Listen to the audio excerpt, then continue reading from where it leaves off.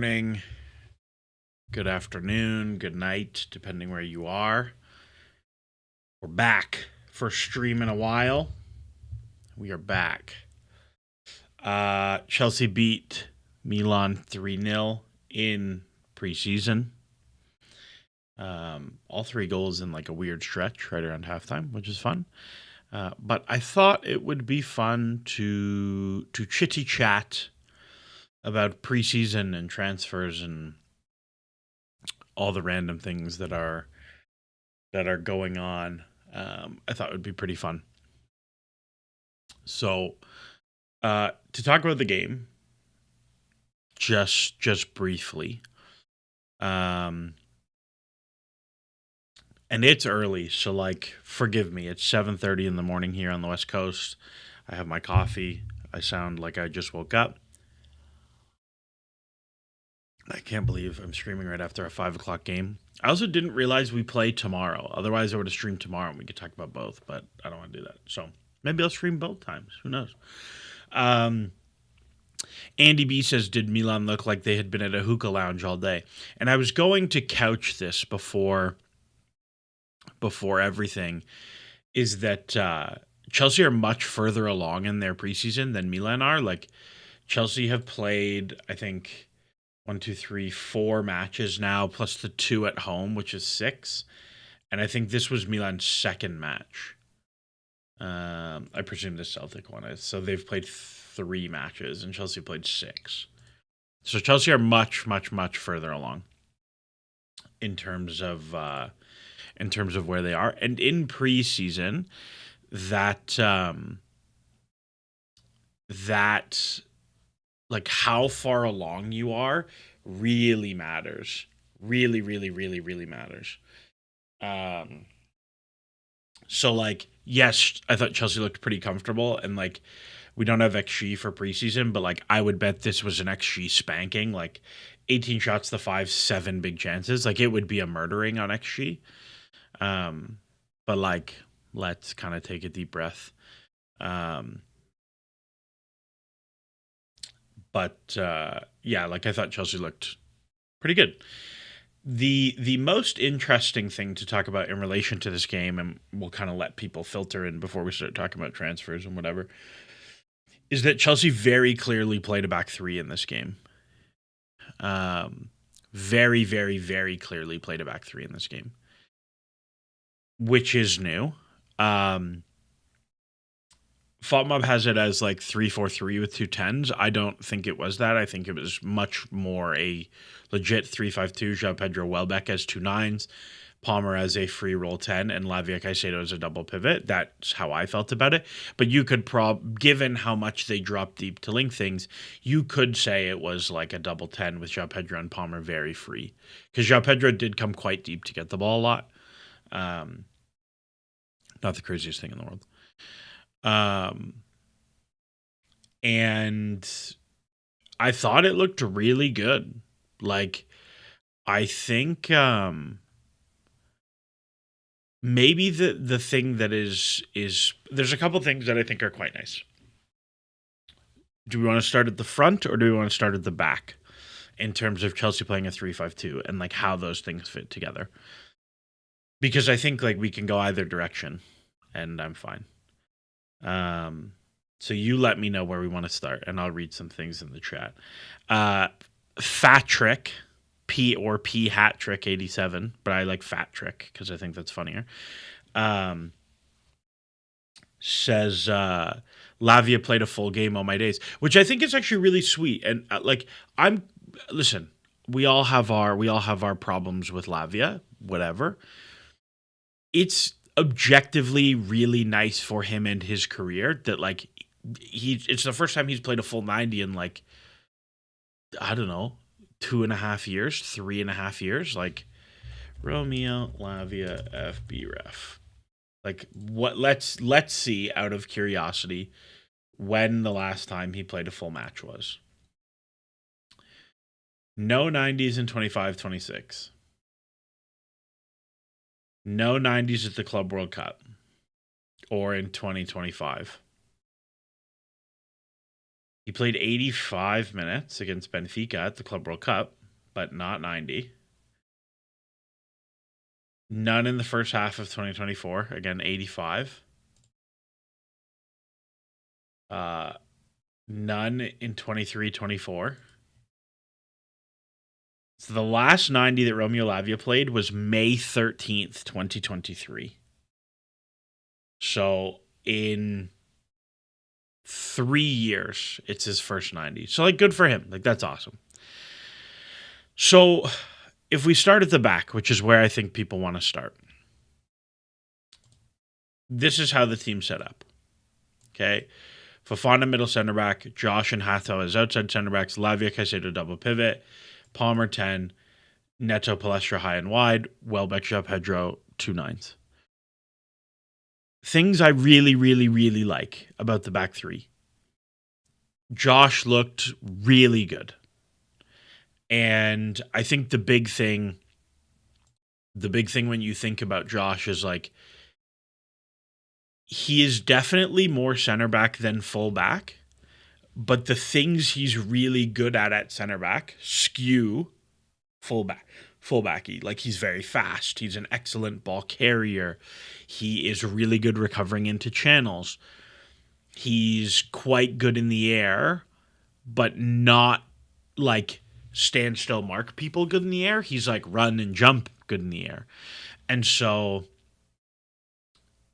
you look at like the things Josh had to do today, and it's like, hey, you're going to have to defend Rafael Leao in the channel. And I thought he looked awesome.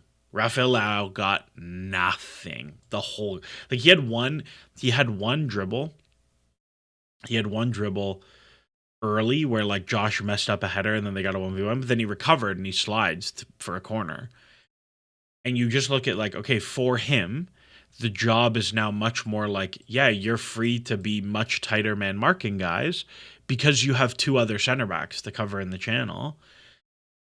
And it totally frees you up to be much, much, much more aggressive without like the thing that young center backs are bad at, right? Like if you think about all the good young center backs, the thing that they're bad at is like the decision when to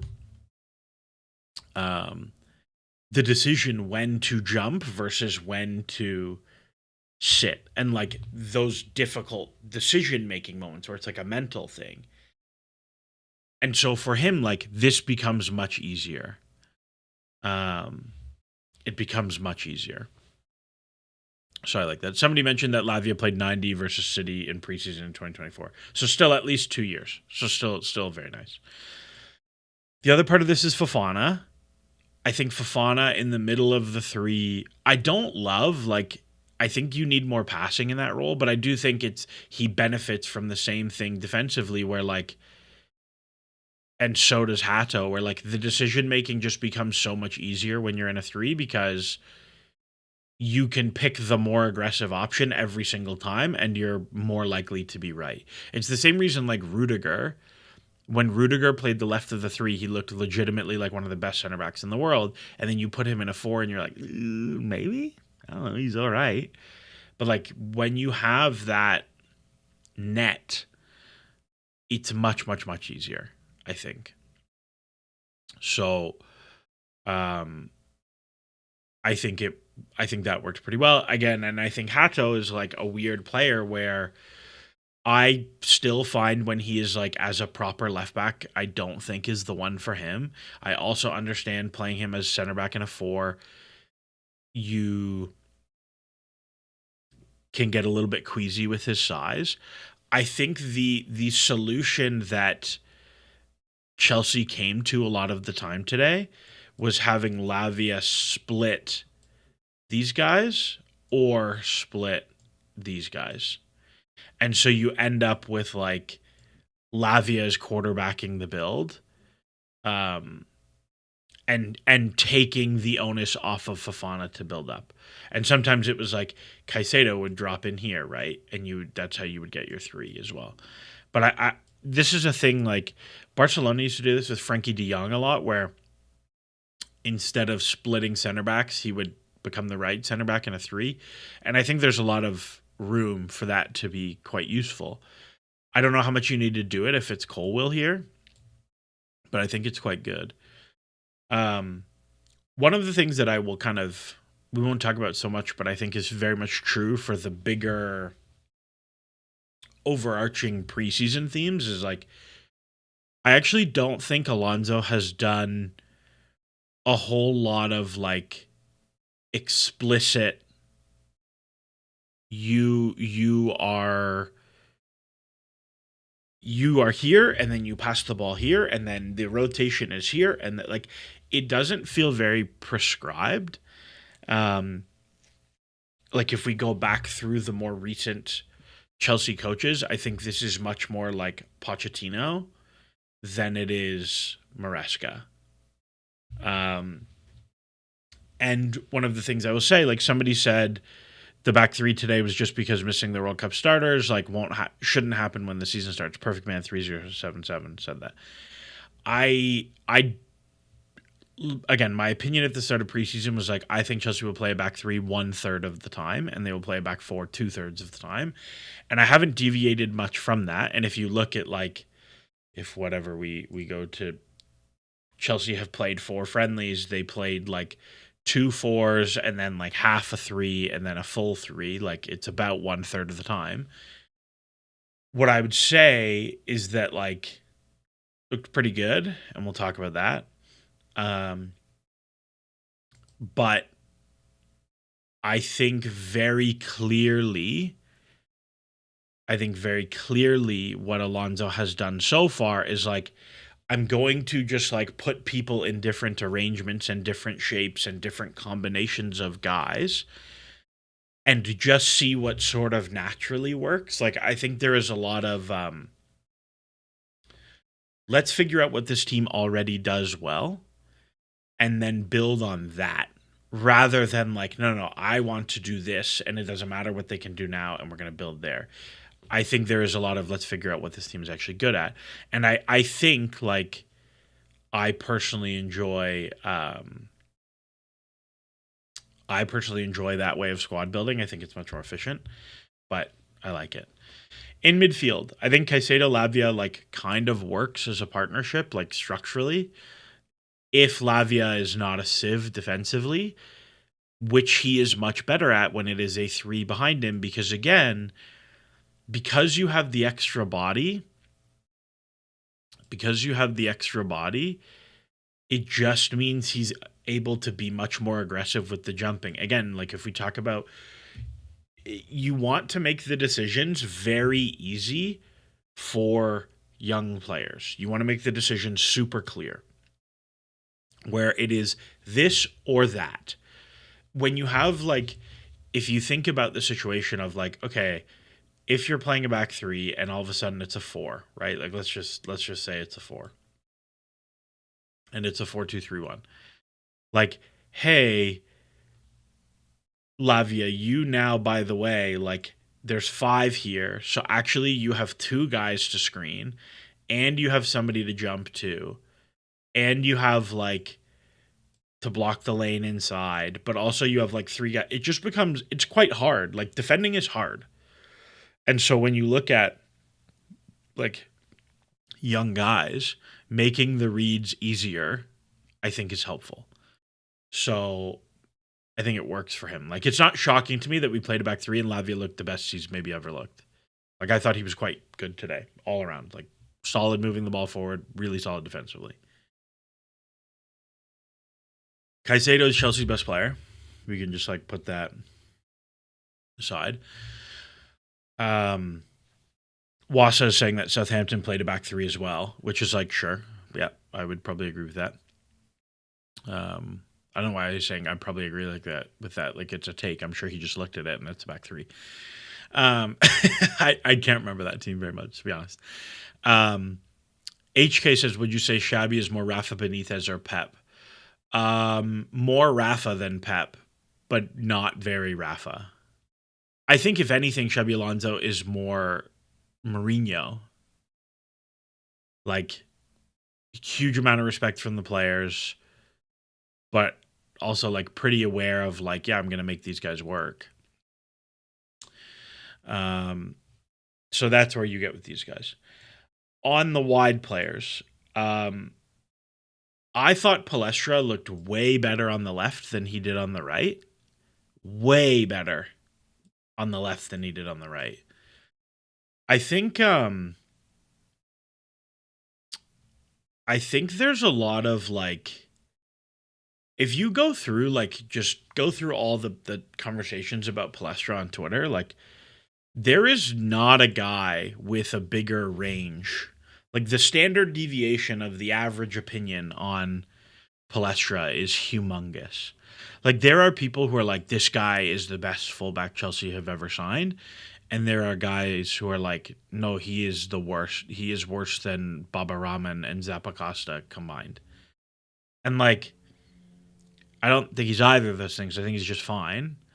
Um, Wasa says Milan Dueke, as in the combination of Italian and Nani Madueke.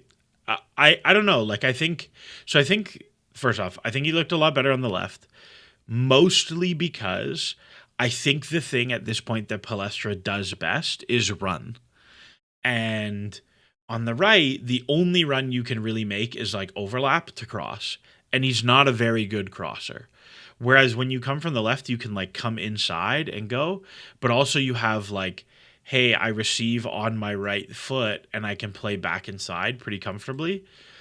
He's pretty two-footed as well, so like he can do the whole thing. But I don't know, he just is like he's very strange. Defensively, he needs so much work. I like he's fast and he's strong and he uses his arms to like wrestle people very well. But like he's not a good 1v1 defender with dribblers. Like he's gotten roasted by every winger he has played so far in 1v1s. Like Matthias Tell against Spurs, like absolute barbecue chicken to him. And he's also like pretty bad at like recognizing runners off his blind side. Like the amount of times that he just gets like pass around me into the channel, it's like, oh, yeah, I don't know about that one. So again, like another one where like you put him at wingback where he can just like juego de cardio up and down the pitch. Like it makes much more sense for him in a 3. Neto, again, we've talked about this before on stream about how like Neto as a wingback, I think is something that makes a lot of sense. Obidi says feels more left-footed than right-footed. I would say more right-footed than left-footed. He just does the weird thing that he dribbles with his left foot despite being right-footed. But yeah, I would say more right-footed than left-footed. But pretty ambidextrous. Football VAR says he's like a mix between Gallagher and Marcus Alonso. No, both of those guys scored goals, so no. He's like a mix between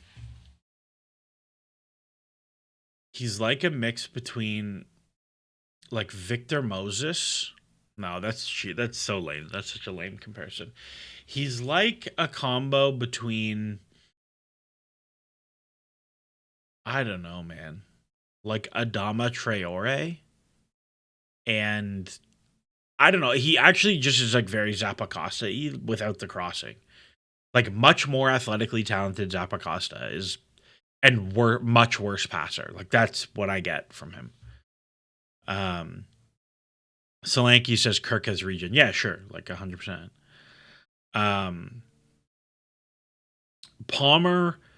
Somebody said like preseason thoughts on Palmer. Only one box touch today. Yeah, I'm not gonna lie to you. Like Palmer, I thought hooped as a passer today, but he still looks like he can't run like at all. Like he again did a lot of like drop deep and then spray the ball and get it forward, but like you really only saw the one action when Jackson came on of him looking like the Palmer of Palmerness, where like Jackson got the channel and he made the seam run and then gets a good shot off of it. Like there's no I don't know. Like there's still no pop to his game. Like, he's not getting amazing shots. He's not creating amazing shots either. He's doing a lot of like middle third progression stuff, which is cool, but like it's a lot less valuable than the crazy goal scoring stuff he was doing 18 months ago, 2 years ago. So I'm a little bit concerned about that. I'm also concerned that like he randomly missed a game. Kind of weird. Just putting that out there.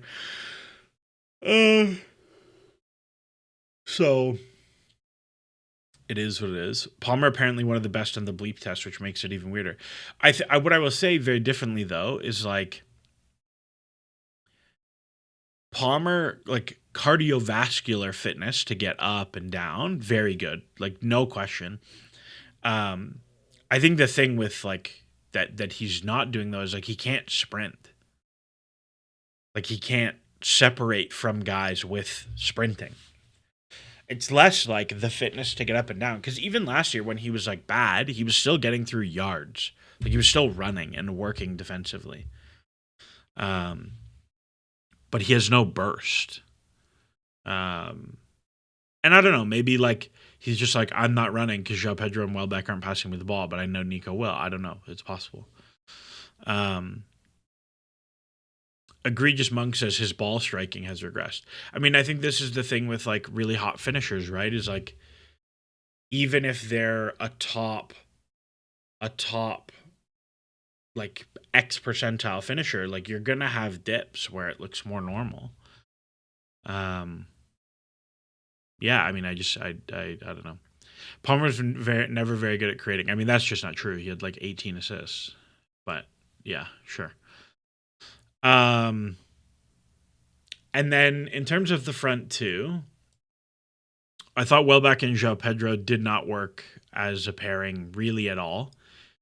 Mostly because, so I think one of the things that is very clear is, and I think there are lots of lineups where Welbeck will work, to be clear. I think the thing about them in particular that doesn't work is that when João Pedro comes deeper, Welbeck is not a threat in behind really at all. And as much as he's like a link play guy, he's not a pin a center back link play guy. Like he's not gonna like Lukaku pin a guy and roll someone. He is a much more show off the front guy. And so if you have João Pedro comes down, and then you have Welbeck comes down, and then you have Palmer comes down, all of a sudden you just have very little backline pressure, and it becomes quite difficult. And I think what you saw very much in the second half was like, yes, Milan made whatever subs they made, but like when Welbeck became Jackson, like now all of a sudden when he comes deep, like if he shows off the front, this center back can't really come smash him, because if he comes, like Nico has gone into the channel and it's over for you. Like you have no chance. You have no chance if you just let Nico run into the channel all the time. So I think like structurally they work much better. I think even if you were to do Jackson and Welbeck, I think they make sense for each other. Like, because now Welbeck will be the one who comes to pop off and Nico will go. But I just think it's very, very important. Like, if you have pretty reliable backline pressure, you can do so much more. Like you look at the Liverpool teams who have played like kind of without a recognized striker. Like they played Jota, they played Luis Diaz, they played Nunez, like guys who are not like big nines. The thing they did to keep teams honest and to open space for everybody else to play is like they always had so much depth pressure that now, even though you have small guys, like they're never asked to pin. They can show off the front because there's pressure in behind all the time. So I think that's a really, really important thing. Now, the thing that I think is important to, Wassa says even Firmino in that Salamani team. Yeah, like Firmino's not a huge guy, but Firmino could like hold the ball up a little bit. Now I think the thing with playing two up top and like why does this come now is like if you look at Chelsea's squad, right? So if I go to Chelsea squad on transfer, is transfer market still down? Because I know it was down. Yeah, baby. Yeah, baby. We're looking good. Transfer market, you are having yourself a time.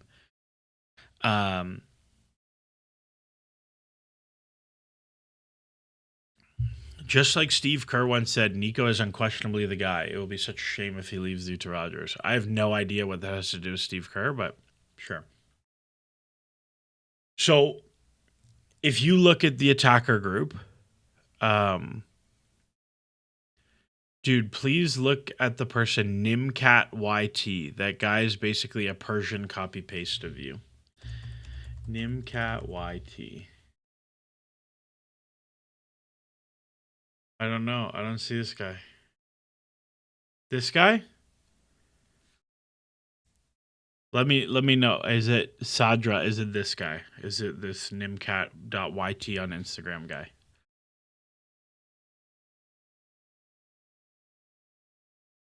Or like DM me it on Twitter or something and I'll pull it up. Anyways, I think the real thing on like why are we seeing the back three or 3-5-2 or whatever now? Like where is that coming from now? Is that Chelsea have a lot of decisions to make around their attacking group and who is staying. So like if you just go, I did like a list on Twitter, but like if you just go through the actual list, like you have João Pedro definitely staying, Jackson maybe staying, Delap maybe staying, Omega injured maybe staying, Guiu probably gonna go, Fofana probably gonna go, Danny Welbeck who you just bought definitely staying. So you have like 1, 2, 3, 4, 5, 6, 7, and Satpayev. So you have 8 guys who are nominally center forwards. Okay, Fofana's going to do whatever he's going to do. Omega, you just brought him in. I don't know. Delap, who knows? Jackson, who knows? You probably have to raise a bunch of money. So figuring out like, okay, who can play with another guy and who can't, I think is good squad management where like, if you're keeping João Pedro and Welbeck for sure, the third guy you keep has to go with, has to be able to play in a pair or has to be able to play as a winger or has to be able to play as a 10. Right? They have to be one of those guys. And ZZZ says Muka as well. Yeah, and Muka's going to go on loan, right? But whoever you keep in the squad, the third guy has to be able to play with other guys. And I think if you go through the list, like João Pedro could definitely play with another guy, right? Like he can play as a winger, he can play as a 10. I don't love the like 10 minutes of him, but he can do all of those things. Like if we think back to when we signed him, the real appeal was like he can play as 9-10 winger and he's like a perfect versatile attacker to do lots of things. Delap can only play as a 9. Every winger minute he has played is a disaster. And I don't think he can play with other guys because he doesn't really pass. He doesn't really create for other people. And he's not a real... He doesn't open space for other people, right? That's kind of thing. So I think like if we were to do like just that's quite amusing. Says Delap can't play as a 9 either. Yeah, sure. I mean, so I think the thing is, right, like if we go through this list, like if I go Google Sheets, right, and we just go here. So if we just say keep, loan, sell. And so we have Delap. Well, we have very clearly we have João Pedro and we have Welbeck, right? Those guys are definitely not staying. And then we have Giu and we have DDF, who are also definitely going. So the rest we have Jackson, we have Delap, and I'll zoom in because this is quite big, so it's hard for you to see. We have Jackson, we have Delap, we have Omega, and we have Satpayev. And who am I missing from that list we just talked about? That's it. So you have like, you're going to keep definitely a third guy. To me, because Delap can't play with other people, I would just sell him. Because I don't think he's ever going to. I don't know. I don't think he's ever going to learn to play with other guys, and he's worse than all these other guys. Satpayev, I think you could keep Satpayev as your fourth choice striker / fifth choice, sixth choice winger / play a bunch of U21 games and be like, yeah, destroy the U21 league for 4 months. And say, hey, like, you just moved to a new country.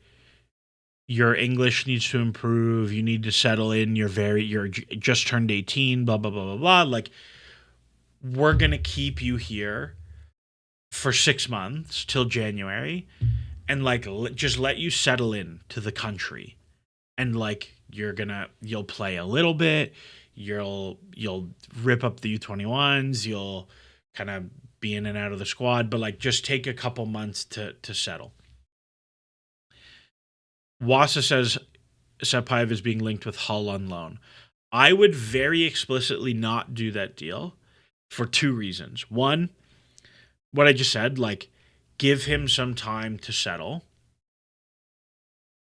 But 2, Hull are like projected to be the worst team maybe in Premier League history. Like, I saw someone play, or I saw someone doing like model projections for this season, and their median points total for Hull is 9 points in the projection. 9, which is worse than Derby. So like, for me, sending him to that team is like, it's a recipe for like he scores 2 goals in 26 90s and we're like, oh, this guy sucks, and it's a waste of time. So what I would do, Wasa says the Arsenal guy. Yeah, I think so. Yeah, Hull got promoted with like a -9 expected goal difference. Like, it's crazy. So to me, like, what I would do with him, and I think Pano said here, Satpayev year 1, U21's first team, year 2 championship loan, year 3 Premier League loan, and boom, he's homegrown, nation trained. Totally agree, right? Like, this is, to me, I think you keep him here for 6 months, let him settle, and decide what you want to do from there. Somebody said, the Demonat said, wouldn't you want him in Strasbourg to play lots of minutes? I personally think taking an 18-year-old kid who's just moved to England from Kazakhstan, who probably speaks some English, right? I don't know. I haven't seen an interview with him. I don't know how much English he speaks, but he definitely speaks more English than he speaks French. And sending him to France at 18 by himself, I mean, like, have fun, I think is a very, very easy way to just tank his development. And particularly sending him to France at the end of preseason, where he has missed the whole preseason with his team, is like as bad as Paez getting dumped at Strasbourg with no preseason because they wanted to bring him to the US. Like, I just think it's a huge mistake. So I would not do that. So then, okay, so if we say like he's in the striker 4 slot, you now have Jackson and you have Amiga to do whatever you want. I think you obviously can't keep both. And I think what's going to happen is they will sell Jackson because he will raise them £60 million. And they will keep Amiga. The problem with this is like Amiga, he can play with other guys because like Strasbourg did some front 2 stuff, but he's not really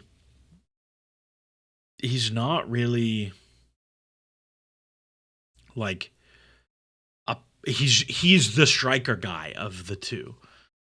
Um, Andrew Ford says Payev scored Champions League goals last season. I think it reinforces all the worst stereotypes about pathways at Chelsea if he's playing U21, making it harder to attract guys.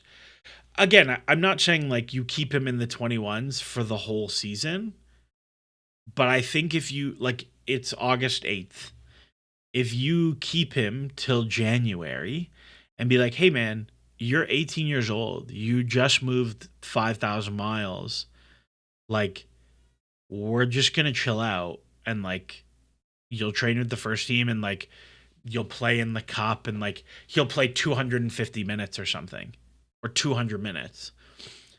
But you're going to play 800 U21 minutes and you're just going to like settle into the country." I think that's a totally okay outcome. I think that's totally fine.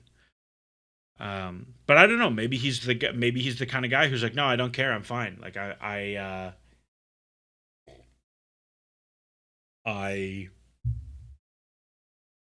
will just go on loan. Like I'm fine with it.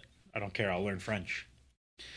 Um, Watson says he seems to have a pretty good head on his shoulder. I totally agree. He does seem quite level-headed. So I don't know. But to me, like what I would do is I would try and get a mega Premier League loan, and I would keep Jackson. That's what I would do. Um, and so you would end up with this, and I think this is probably overkill, but I think it's fine. Like, I think if you can put a mega at Villa or Palace or Forest or like Premier League, though, I think it's great. And then like January comes and you're like, okay, this is fine. And you can do set Payev to like a London team, a London championship team. You can do that. He can go to Charlton or something on loan, right? And he's local. He doesn't have to move. Blah blah blah. Like all those things. Wasta says Shim is going out somewhere in Europe. I've heard similar that like he's signed a contract and he's getting a good European loan. I don't know what that means, but I've heard the same thing.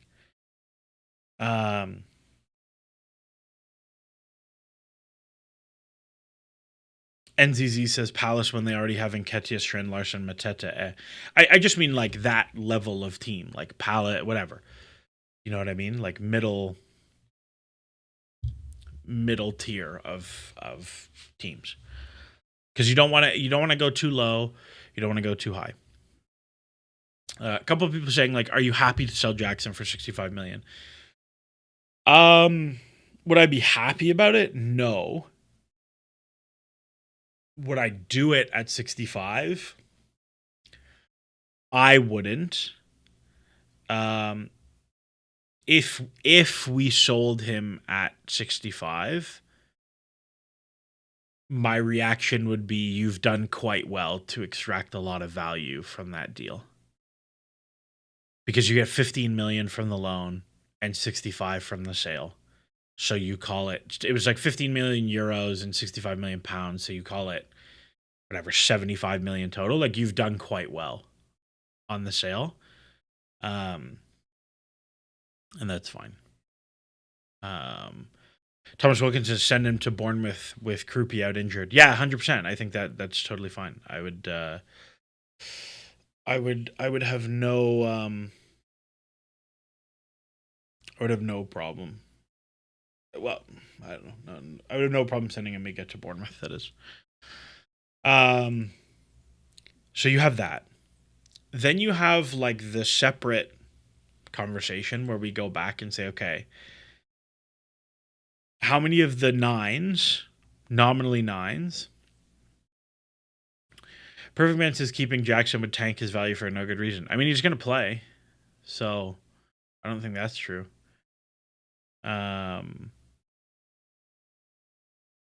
You might have to look for a bit, like 30 seconds, because they have, I don't know, whatever. Okay, I don't care that much. So I think like on one hand you have, yeah, okay, how many of the nines can play together and how many of the nines can do nine things. I think the second half of this is like, or I guess the second third of this is like, okay, of the center backs, how many guys can play in a two and a three? So if we go through the list of center backs in the squad, you have a lot of bodies, so you have to make decisions there as well. Where you have Lacroix, he's staying. So if we do this exact same exercise, right? If we do this exact same exercise with all the center backs, okay? Lacroix, Colwill, Fofana. These guys are not going anywhere, right? Like they're not going anywhere. There's no world. Um Strasbourg have been getting spanked in preseason. Strasbourg were playing today. They were playing like Freiburg or something. They're getting whooped again. Dude, they've had like that's a pretty like murder like 7-0 to Sporting, 2-0 to Blackburn, 5-2 to Elversberg. That's really bad. That's really, really bad. And like they might sell Morera. I don't know, dude. Seems bad. Like they might fuck around and get relegated if they're not careful. Um they also lost behind closed doors to Brighton. That's whatever. Losing to Brighton is not. And same with like losing to Sporting doesn't matter. Losing 7-0 to Sporting is like, oh, that's not good. Um Fear says ideally JP Jackson and Omega are the three strikers we should keep. I mean, I would like that. Do they have a coach? The coach for Strasbourg is the Family Cow manager, who they brought in to just be an agent shill. Loan them Amiga back. I think that is not an option. But yeah, I'd be down. Um, but yeah, so if we do the same game with the center backs, right? So if we go, you have these three guys here, and then you have Josh, you have Benoit, you have Axel, you have who am I forgetting? You have Sar, you have Tosin, you have Anselmini, you have Gretelmino, you have. I think that's it for center backs, right? Am I missing anybody? I probably am. So like the club has very clearly made the decision to sell Disassi and Benoit, which is fine. But then you have a bunch of like other guys. That's quite amusing. Says don't forget Trev. We will pour one out for Trev later. Don't you worry. I'm very happy. It's very nice. Like whatever, we can do it now. I personally am very happy for Chaloba because like that guy's an obviously good player who has won. He has, if I think correctly, he has a league medal from the Conti season. He has maybe not the Conti season. No, he probably doesn't have a league medal, but he has a Champions League medal. He has won a bunch of trophies playing for Chelsea. He has had a very nice career at the club he came through at. He is now moving to go play for like one of the most storied players in the history of the game as a coach in one of the most beautiful places in the world where he's not going to get called shit every week by the dumbest people on the planet. Like what I would be like, listen, if you told me that like, hey, you won everything there is to win at your place and now you get to go live in Lake Como and not get abuse. Um, like, yeah, sure, I'm in. That sounds terrific to me. Um, so I'm quite happy for him. I think he'll be very good in Italy. I think he actually will fit Italy very well stylistically. Like, the thing he struggles with is Kadar says don't think he has a Champions League medal. He definitely does. I'm pretty sure there's a picture of him holding the trophy.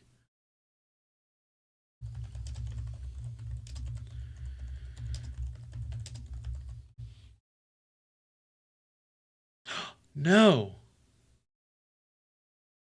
No, I think he does. I thought he did though. Because I'm pretty sure I've seen the picture of him. But I might be thinking about the Conference League one. I don't know. Either way, he's won a lot. So good for him. Sporting are losing, apparently. Sporting Caralho. No, they're not losing right now. Sporting down 2-0 now. No, they're not. I do wonder if our man Jesse Derry's going to play, though. But anyways, yeah, it's nice. It's nice for him is the main thing. But yeah, so clearly, and like, okay, Trev is in here. Trev has been sold. So you've raised a bunch of money from that, which is cool. But I will miss Trev. He's a good player. So now, if you're going to play a 3, you want to keep 2 more guys. But you have like Hato and Reese who like kind of combine into one guy. And then you have the decision of like, okay, what are these other guys? I personally would do this. You sell Tosin. There's been a lot of Fabrizio talking about getting rid of Tosin. I think it was, I don't know. Was it Piss? Was it Piss talking about Tosin interest? I don't know. What's his name? MH? This guy was talking about it. This one, yeah. Fabrizio Romano says to keep an eye on Tosin as there is interest. Blah, blah, blah, blah, blah. They're driven by Tosin's agency, blah, blah, blah. Yeah, all these things are true. So, to me, like, you just get rid of Tosin. And Tosin is actually the easiest one to get rid of. He costs you nothing on fees, so he's pure profit. He makes a not insignificant amount of money, so you clear quite a bit of future wages. He is not very good. To the point I would say he's problematic. He is on the older side, so like his value is not going up from where it is now. And so you just move on and you log whatever, you make 12 million or 15 million and it's fine. Like, yeah, he was a useful-ish squad player for a few years and you move on. India Kitchen says Tosin's just agent stuff. He isn't leaving. I would bet you he does. If you made me guess right now, if Amadeus says he makes 100K per week, that's going to be a problem. It's not a problem because the fee won't be big. The fee won't be big, so it's very easy for him to go to like Forest or something, or one of the promoted teams, and make 100 grand with a relegation clause. Like, it's not an issue, I don't think.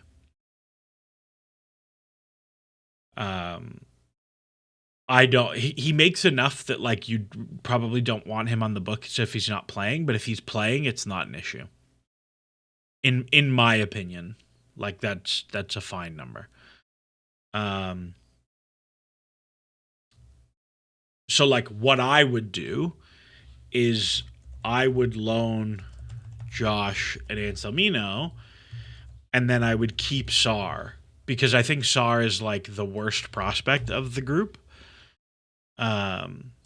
I think Sar is the worst prospect of the group, and then you keep Hatta Reese as cover, and you have Josh and Anselmino get huge minutes to actually like develop and grow because they need like this is the thing with Josh. Like I thought Josh looked great today, and if you can guarantee me he's going to get 2,500 minutes this season, I'm keeping him. But he's not going to get 2,500 minutes because with 1 game a week, you're going to play this back three like 8 times. Or, sorry, like 28 times. Like, this is going to play all the minutes. If it's a back three, it's going to be Colwill, Lacroix, Fofana, and that's going to be the team every game. If it's a 3. If it's a 4, it's going to be Colwill and Lacroix. That's every game what it's going to be. So, like, to me, to get him minutes, like, you just have to do that. Patrick Chickfan says Sauron at center back over Tosin was interesting. Yeah, I mean, I don't know how much it actually means, but we'll see. To me, the more interesting one is going to be tomorrow. The lineup tomorrow, I think, is going to tell us a bunch. Because if there are guys... So, like, if we look at Chelsea's preseason squad, so if we go look at... I can't believe he's played 72 times for Chelsea. Take that in 2 years, he's played... I guess it's about on pace, but that's a lot of games. So if we look at the squad today... and say, okay, who played 30 minutes or less today, I would say is eligible to play tomorrow. So tomorrow you won't see Sanchez, you won't see Hatha, you won't see Palestra, you won't see JP, you won't see Welbeck, you won't see Palmer, you won't see Neto. Any of the starters you won't see tomorrow.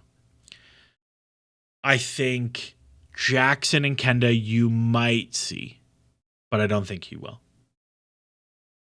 Maybe you will, but I don't think you will. I think Anselmino plays tomorrow. I think Walsh doesn't play because he has a loan deal done. I think Esteban, Mudryk, and Sarr all play. I think Penders plays. I think Subaloy plays because he's not going on loan. I think you will probably get another look at Asugo. I think you'll get another look at Nico Jazuli or Watson. I think we'll definitely see Setpayev. I think we'll definitely see Gittins. We'll definitely see Delap. Yeah, it was Watson that came on, not Reggie Walsh. That's interesting. But the point that I'm making is, like, if any of these guys, if anyone from this group doesn't play, other than Charmin Lowe, to me it would be a pretty strong indicator that they're leaving. Whether that's loan or permanent or whatever, like, anyone from this group that doesn't play tomorrow, I would bet is like, yeah, you got to go. So I think they're going. Bad Rabbit says, missed the game. What's the takeaway? We're going to win the league. The too long didn't watch is played a back three. Looked pretty good. Scored 2 set pieces. We'll talk about the set pieces in a minute.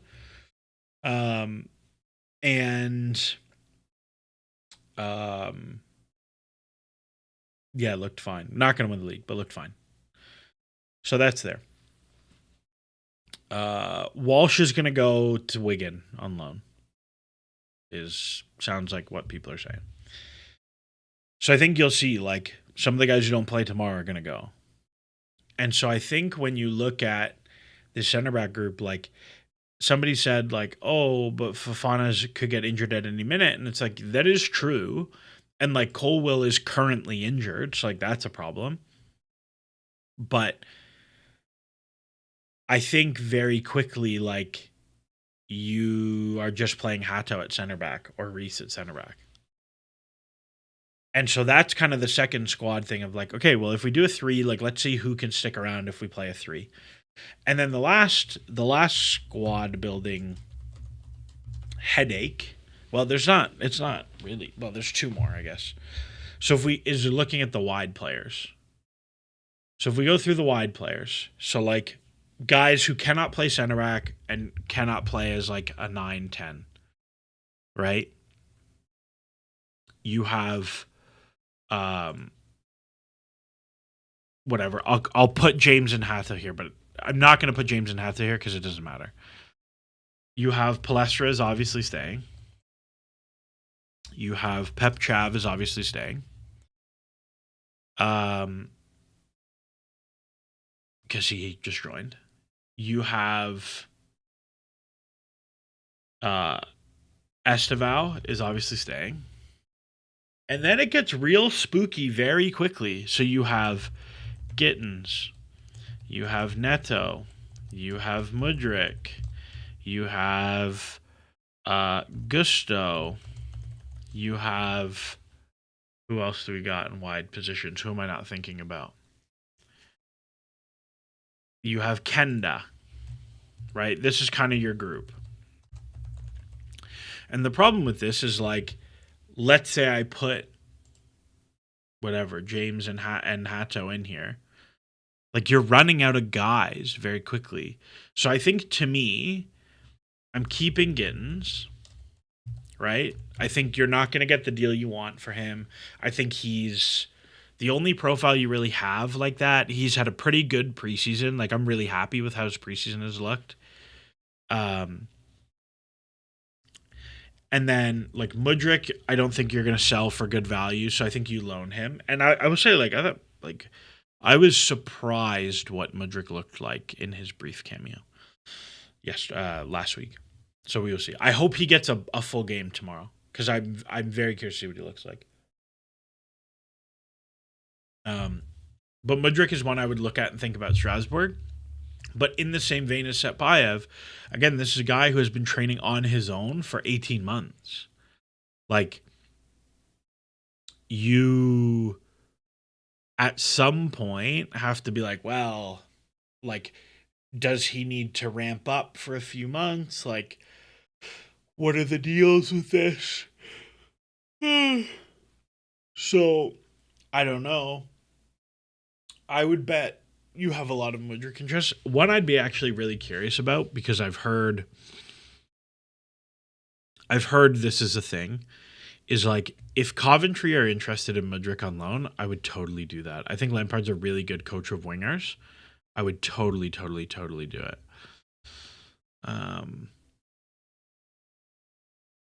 I would totally do Coventry if possible. And it saves you an international loan slot. But or like if you wanted to do the Bundesliga, if you want to do like, I think you could do there's a lot of loans that I think people that would go well for Mudryk. But I think he just needs to play a lot. Wasa, how many players can we loan out to the Premier League? As many as you want, but one per team.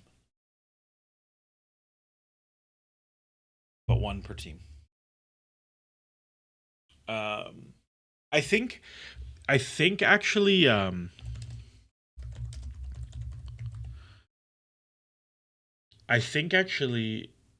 not FHA, England loan limits. This is giving me mortgage loan limits. I'm going to get labeled the financial channel now. No. This is I talked about buying a house with somebody yesterday and now my Google has been listening.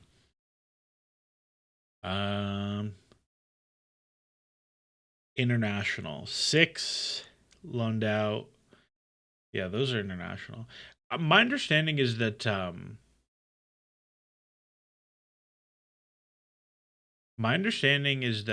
there's like weird rules with like the FA's rules and FIFA's rules don't match up, and if I recall, FIFA was like, get in line, and England were like, no, we don't want to. 4 loan players, 1 per team. I don't know. It doesn't look like there's a restriction on that. So I think we can. We can do more.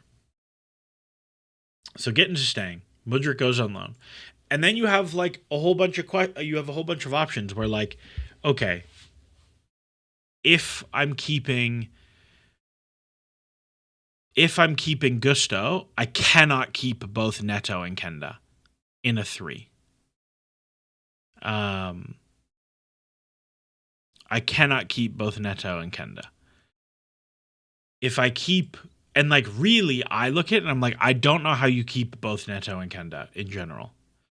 But, I mean, you can. But like, and then I guess like I should put Rogers in here too, because like Rogers is going to play as like the wide one, and like he's staying. So like, all of a sudden, like you are just running out of guys very quick. Like you're running out of spots very quickly. So to me, what I would do is I would do this.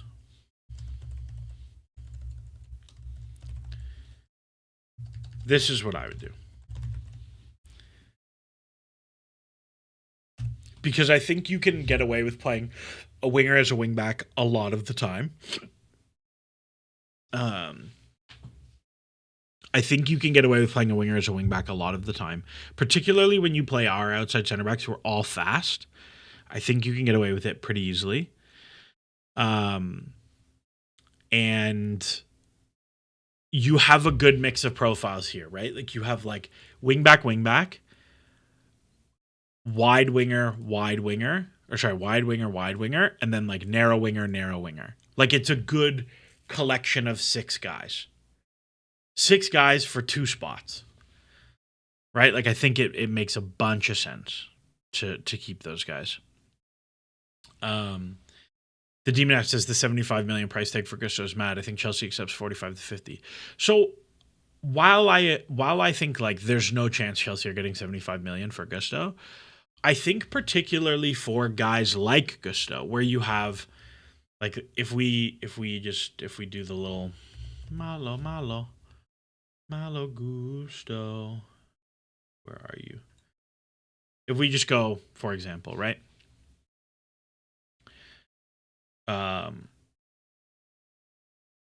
Hello, Mr. Transfermarkt.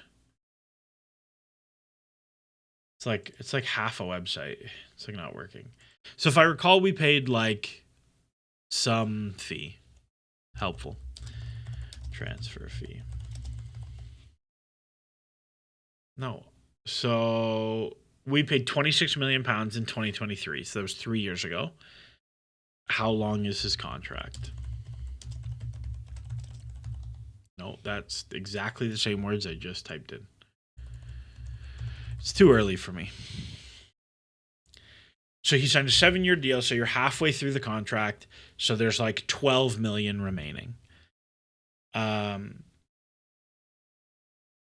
So to me, he's on a contract you really like, right? Like his salary is quite low. His amortization is quite low.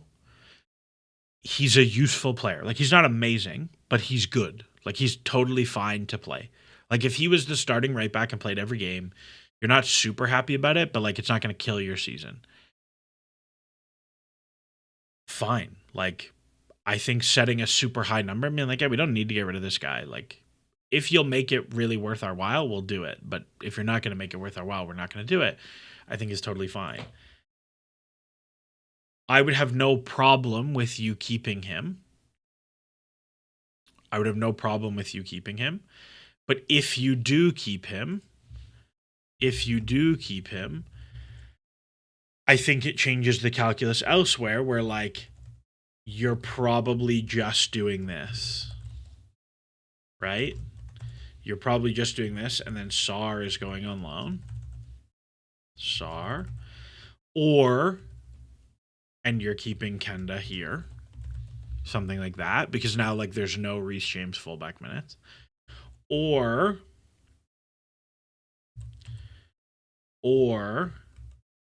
you are then loaning Kenda again. And I think there's no chance of that. And so what I think is going to happen is we're just going to end up with too big a squad and guys don't play. So now we go to the last one, which I think is one of the easier ones, is the midfielders. So these guys are for sure staying, right? Like your best player, immovable, new guy, definitely staying. And then you have what's happening with Enzo. You have what's happening with Asugo. You have James as sort of a midfielder who's like kind of straddling all of these. You have Barco, thank you. And Barco I think is not necessarily a stay, right? So you have these guys. And then you have like Palmer is kind of in this group, so like whatever, let me just put Palmer here too. I think realistically given you are probably going to keep some extra wide players, I think that means James is going to play more midfield minutes. So I think what this looks like is Asugo goes on loan and you keep Barco and you're just one number heavy. And so you end up with a squad that looks something like this. You end up with a squad that looks something like Sanchez, Penders, Charmin Low, right? That's your three goalkeepers. Your defenders are Lacroix, Colwill, Fofana, Sarr, Hato, Reese, Palestra, Gusto. And then you have Caicedo, Enzo, Lavia, Henderson, Barco. And then you have Palmer, Roger. Oh, I forgot Pepchav.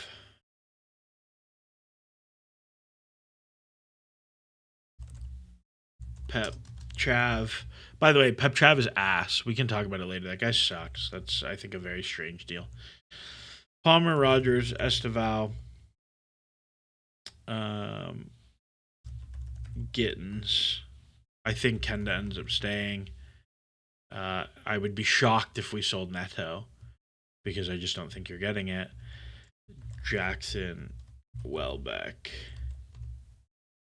JP, Satpayev. And so that's a squad of 29 minus 1, 2, 3. So it's a squad of 26 and you are playing in one competition.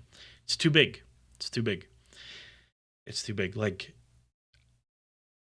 we'll never play. Well, whatever. We'll never play 25. We'll never play 24. Is injured for a few months. 23. Won't play 22. And, like, maybe it's fine. But I would bet it looks something like this. And maybe they keep Neto as well. Or maybe Jackson is Omega. I don't know. But I think if you don't shrink the squad any more than this, it's a problem. It's a problem. And then the additional problem to this is that Barco is staying. He's here. I think the additional problem to this is, like, if I said to chat, give me 2 names who have outperformed their station or been like some of the most fun surprises of preseason, that all of a sudden you want to get them more minutes than you did 2 months ago. If I said that to you, to me, the 2 names who come up are Reggie Watson and Matty Nico Gizzuli. And those 2 guys, like, are not going to play because you have too many bodies. So I think you just get to a point where it's like, man, this is really tough. There's too many guys.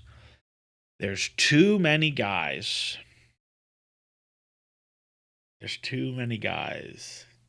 So this is my thing. The deepness is not really an issue. James, Lavia, and Fan are injury prone. I mean, yeah, but like, this is the thing. They go down and there's 8 bodies behind them. There's 8 bodies behind them. So, and yeah. I mean, this is the thing. If Chelsea had Conference League this season, this would actually be such a nice squad to have. Like, it would actually be perfect if you had Conference League.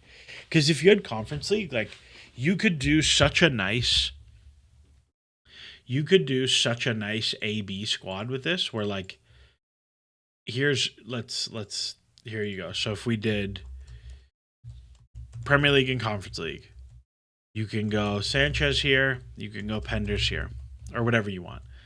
And you can go, let's say, for one, it's James, or whoever you want. Say it's James, Fofana, Lacroix, Colwill, Pepchav, Enzo, Caicedo, Rogers, Palmer, JP. So there's one team. And then on the other side, you've got Palestra or whatever. I don't care. It doesn't matter. Palestra, James, Sar, Hato, Gittins, Lavia, Barco. Holy fuck. Lavia Barco is a cancer midfield. That would be crazy. Esteval. I don't even know who else. Who am I missing here? Whatever. It doesn't really matter. Jackson, Welbeck, or whatever. And it's just like, oh my god, you're so fine. You're so fine.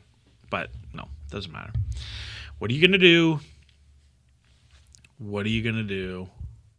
Mason Mount got hurt again? Oh man. That sucks. That sucks. I miss my boy. I want to see. I want to see what Xabi Alonso said after the game.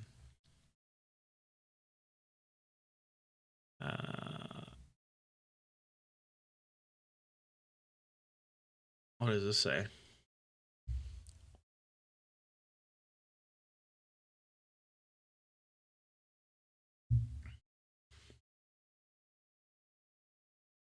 Strasbourg fans want defenders. Maybe.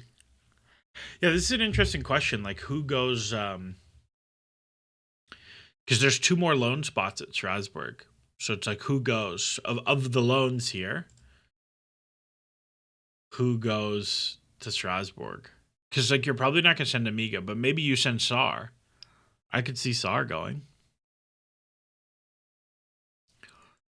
I do wonder, like, I think Strasbourg are going to be not good enough, but if Strasbourg were better, I'd be totally down to send Mayuka there, right? One, because of Jorgensen. Yes, I forgot about Jorgensen.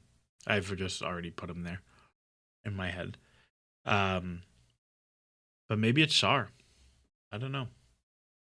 Barco could use a year at a club like Strasbourg. Sarcastic. Yeah, I don't know. I'm kind of excited for Barco. I think he can hang. Bad Rabbit says set Piev to Straz.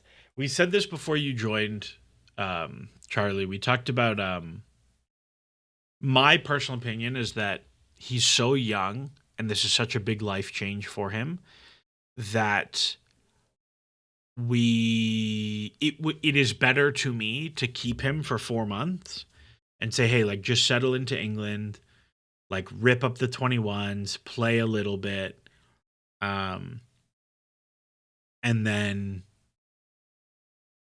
like take 4 months and then let's reevaluate in January when you've settled a bit, your English is better, so on, so on, so on, so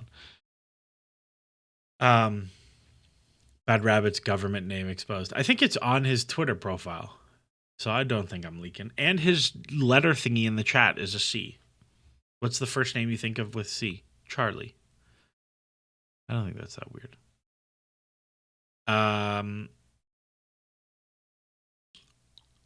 So I don't know. We'll see.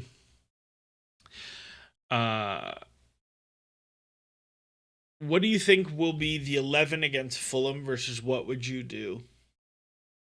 I would bet as of today.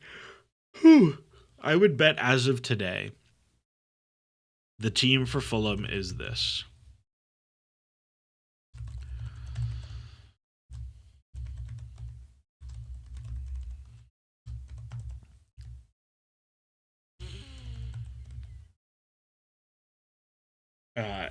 And it is, and I'm being very intentionally vague about this. I would bet it's this. Wes is suspended. Great. Thank you for reminding me. Let me just put Josh there. I forgot. Will Lacroix. When do we play? It's the 8th. The French guys will be back next week. When do we play? 24th. Maybe. Maybe. Yeah, let me just check Lacroix here for now. Something like that. That'd be my guess. And it's like either 4-2-3-1 or 3-4-3, but it's like flexy between the two. That'd be my guess today. What I would do is HK says don't think Acheampong's camp want another loan. Might move him on because we can't move West. We've never loaned Acheampong. This is the problem. This is the problem. Like, he hasn't gotten a loan, so he hasn't played. He's not played enough games. You think getting starts after not seeing a minute? Haha. Yeah, I mean, I think he's had a very nice preseason. I mean, Palmer didn't play a full game. Like, he's rotated loads pretty heavily. I don't think there's anyone from the current like core group of guys who played a lot of minutes who I think is excluded from starting. Like, if you told me Jackson started, I'd believe you. If you told me Welbeck started, I'd believe you. It'll be the team we saw today with Jackson instead of Welbeck. I think I would bet extremely heavily that it will not be the team that started today. I would bet very heavily against that. What I will bet is I'll bet that it's the team that plays the Sociedad friendly. I'll bet it's that team. It'll be pretty close to that team. Yeah, so we'll see. Who would I rather between Wharton and Zubamendi if Enzo leaves? Very fee dependent. Very fee dependent. Who are Tottenham playing right now? I just go ongoing and see what's what. West Ham are playing a competitive game, so that's fun. Portsmouth, where Ryan Kavuma McQueen is going on loan. I don't like that. I don't like that loan, by the way. Brighton 3-0 Roma.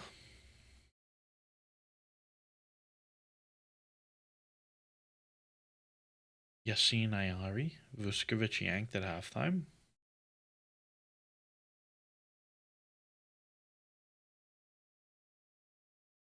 Huh. I feel like Brighton have had a quite good preseason. I say as they lost 3-0 to United, so maybe not. No, that's the end of last season. Like, yeah. I feel like I've seen Brighton win loads of games, so that's weird.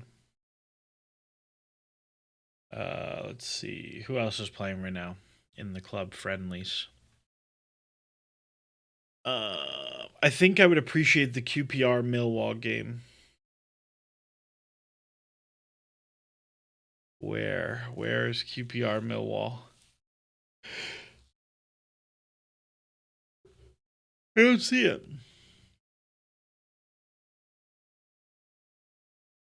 I don't see it. QPR Millwall. Went to pens. Oh my god. They missed 4 penalties? Wow. Were they all saved? Because that's kind of cool if so. That's fun. Yeah, let's go to club friendlies today. Let's see what games pop today. Let's see. Brentford Academy beat Rennes. Strasbourg lost. Inter Juve. Hull lost to Frankfurt. Who did Hull play? Like, listen. Love my Canadian boys. If Liam Miller is playing real minutes for you, oh my god. It's so over for you as Hull. So over for you. Like, you're going down. Leeds beat Leipzig. Leeds have had a good run. Very good preseason. I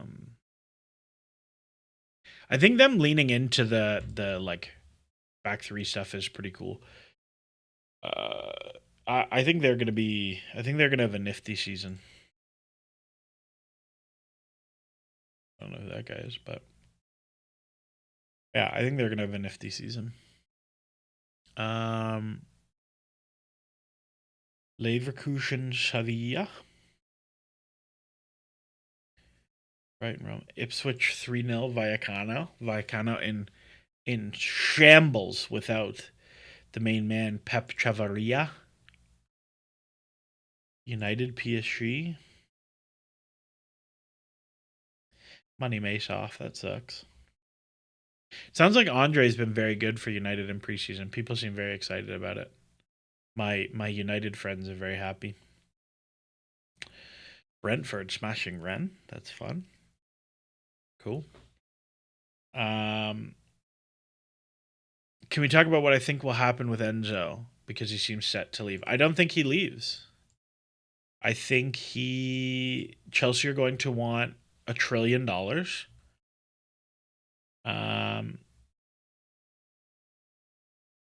I think Chelsea are going to want $1 trillion, and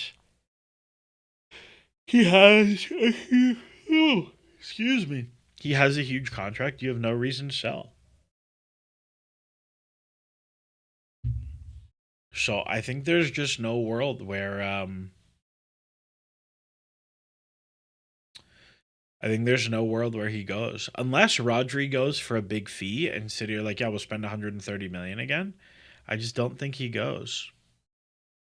I think he sits and stays.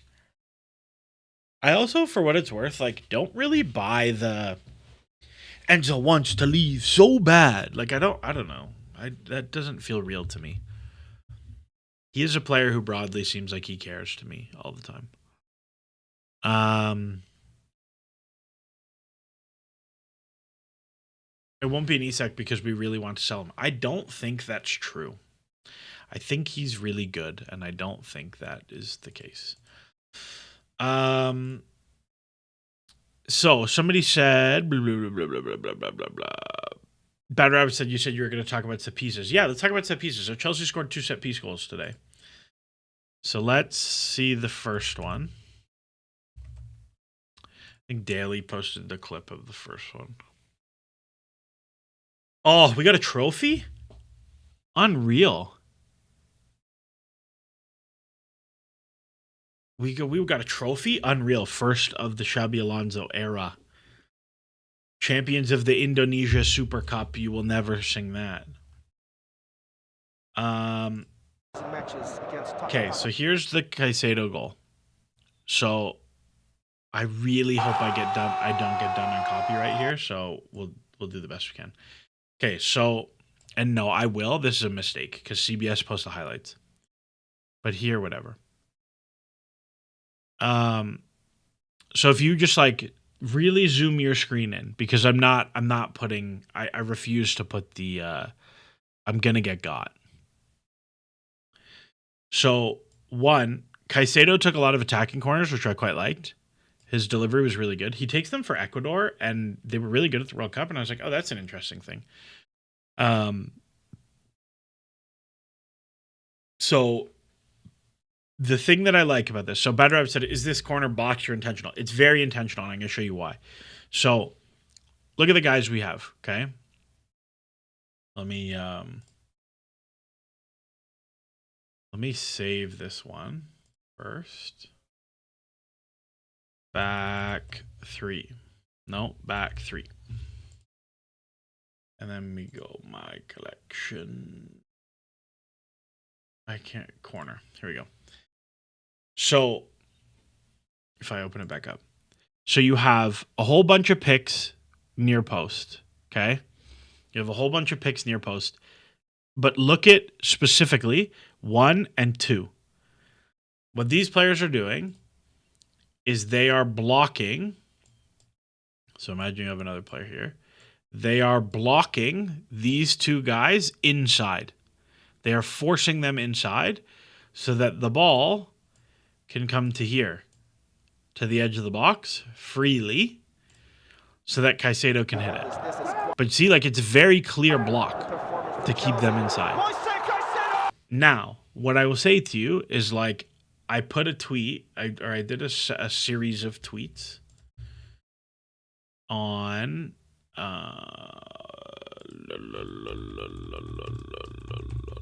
McPhee.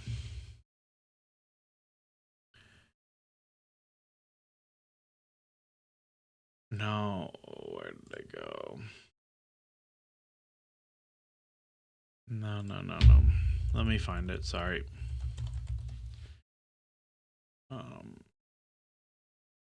I fucking Twitter search is so bad.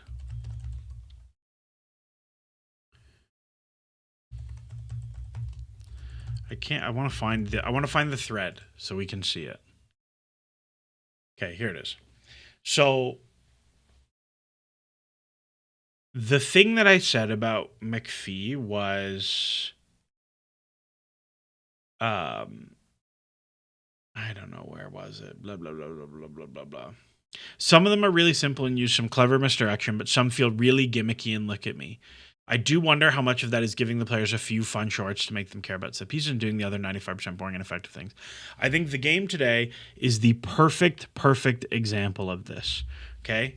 So you have this corner, which is a pretty simple corner, right? Like, it's a pick, and you are hitting one to a late arriver on the edge of the box. But this is a gimmick, right? Like, the probability that a player can score a volley from 22 yards out, direct off corner, is very low. Like, if you talk to people who've done set pieces for a very long time, like, even the very best players in the world don't score this set piece enough that it's like plus value to do. Like, the probability that Caicedo score, and like, this is executed basically perfectly. Like, you get two great picks and the delivery from Lavia is perfect. It's very rare that it turns out this well. And even with everything going perfect, the probability that he scores an outside of the foot Travella volley is basically zero. Okay? Like, you just never score this. Very infrequently. But it's really fun, and the players like doing it. And so if you can do stuff like this, you can then go to the first half, and I don't have a video clip of it. You can then go to the first half and see, let me see if, let me see if Daly has the one for 1-0.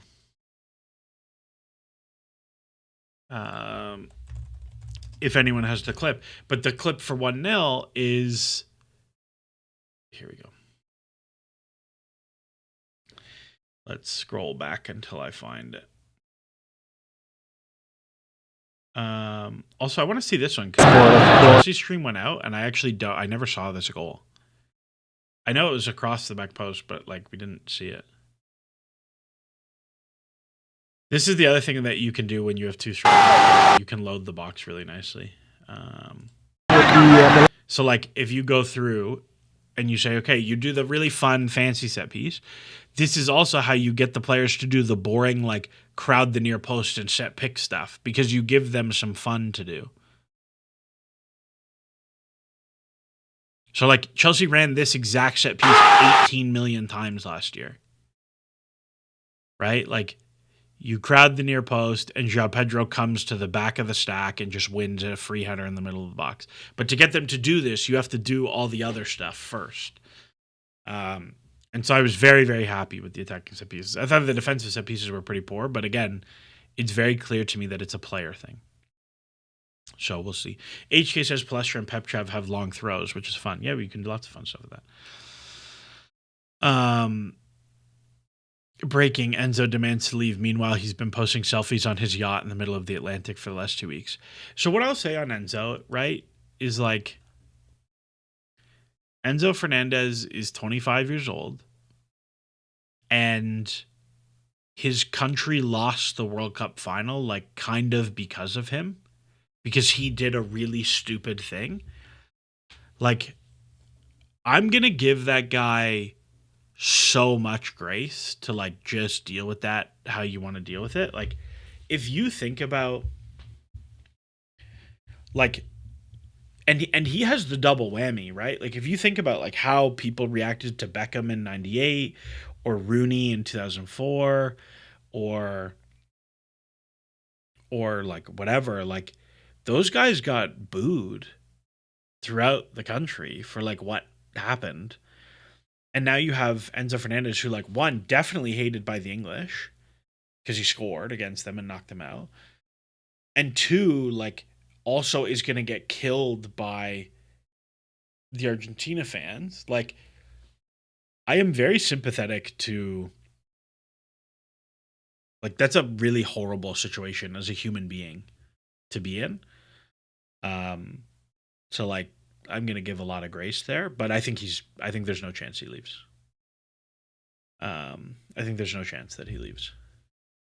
Fabian Collins says he also scored the screamer to put them on the World Cup final in the first place. I totally agree, but, like, nobody is going to come away from that tournament thinking about Enzo Fernandez other than he got sent off in the final. So it is what it is. Piss is retweeting Alonso quotes.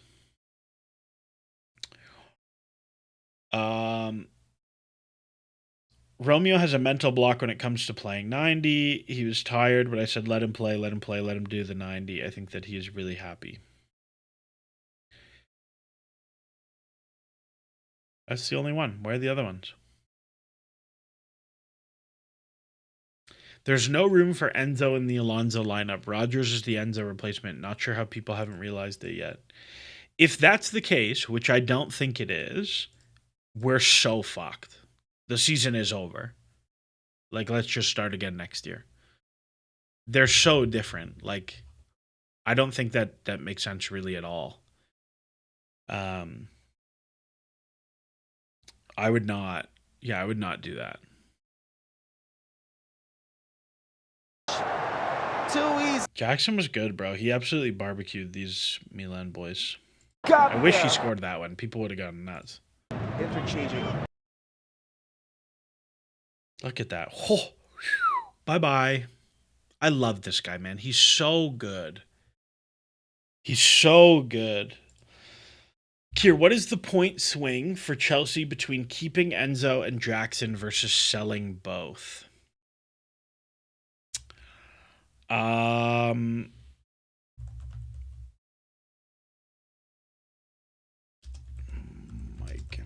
Yeah, let's do some math.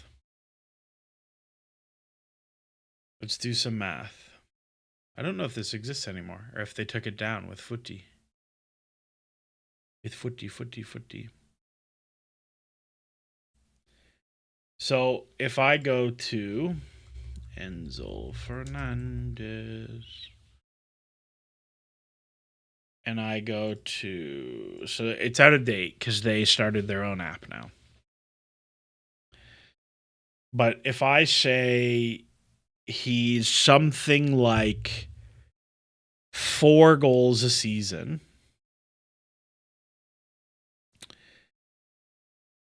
if I say Enzo Fernandez is worth 4 goals of goal difference a season, which is a lot of goals of goal difference, that is worth about 3 points. And then if I go to Jackson,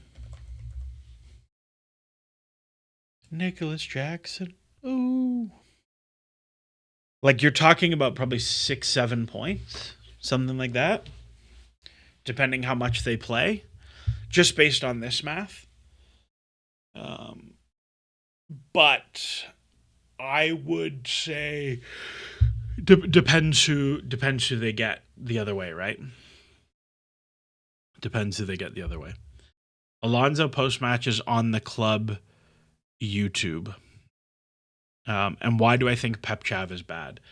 So let me go to my Profilino, and we can go through my Pep Chav data thread.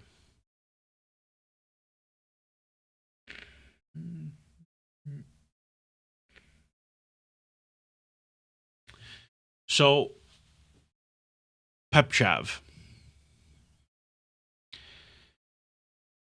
The data is like broadly good. Okay, like creation wise, like the XA is decent. There's a lot of particularly carrying stuff. And so it's very easy to look at this and be like, he's good. Like, and he does a lot of defensive actions and his X threat prevented and blah, blah, whatever.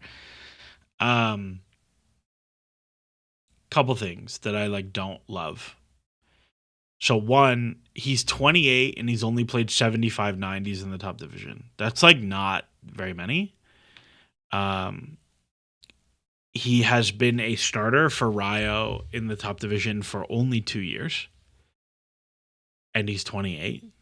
Like, I think broadly, like the transfer market is not a super efficient market. Like, there are definitely misses and players who are good who don't get picked up and whatever, but like not generally like Champions League level players at 20 are playing in the second division till they're 26. Like that just doesn't happen that often.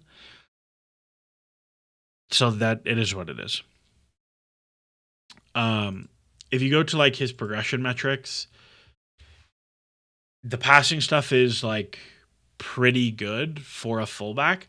But one thing to remember is like fullbacks contain multitudes. So when you do percentile rankings amongst fullbacks, you have to be very mindful of like what is their role compared to other fullbacks. And Pepchav plays very high for a fullback. He is extremely aggressively positioned. So like some of these things are going to look quite high just by virtue of the role he is playing. It doesn't necessarily mean that he's so much better at it than other people. So you have to be mindful of that. The other thing to keep in mind is that a huge portion of his progressive output is carries that go straight up the line. Like you can see this whole set of red ones here. Having them is better than not having them, right? Like moving the ball from the edge of your first third to the edge of the final third is a valuable thing to do. But for a team like Chelsea, who are the protagonist in most of the games that they play, it is not that valuable. It is much less valuable than other means of ball progression. And so, like, if Chelsea as a team end up in a situation where the thing that he is doing the most is like get the ball here and dribble it 40 yards forward, like the team is finished. So like I don't really care about the progressive carries because it is all straight line up the line. Like it's just not that useful. If there were a lot of like this to here, I'd be much more into it. But this is not that valuable. This is the same point we made with Palestra, if you recall. There's a decent number of like useful passes into the box and crosses into the box. Like that stuff looks okay. The chance creation things I think are very overrated. Like his XA is behind the number of shots he created, so it's just a lot of like long shots basically. And one thing to keep in mind, like his per touch metrics are okay, so like it's not all volume, but also when you look at like the distribution of all of the fullbacks, like it's good that you're in this top right quadrant, but like it's when you look at percentile rankings and stuff like this, it's very slanted out. Like it's a very long right tail. Like the difference between the 75th percentile and the 99th percentile is much larger than the difference between the 75th percentile and the 50th percentile. So like going from average to good is easy. Going from good to great is really hard. Defensively, like I don't know. The King of the Duels thing was in the Spanish papers. Like, I don't really know where that comes from.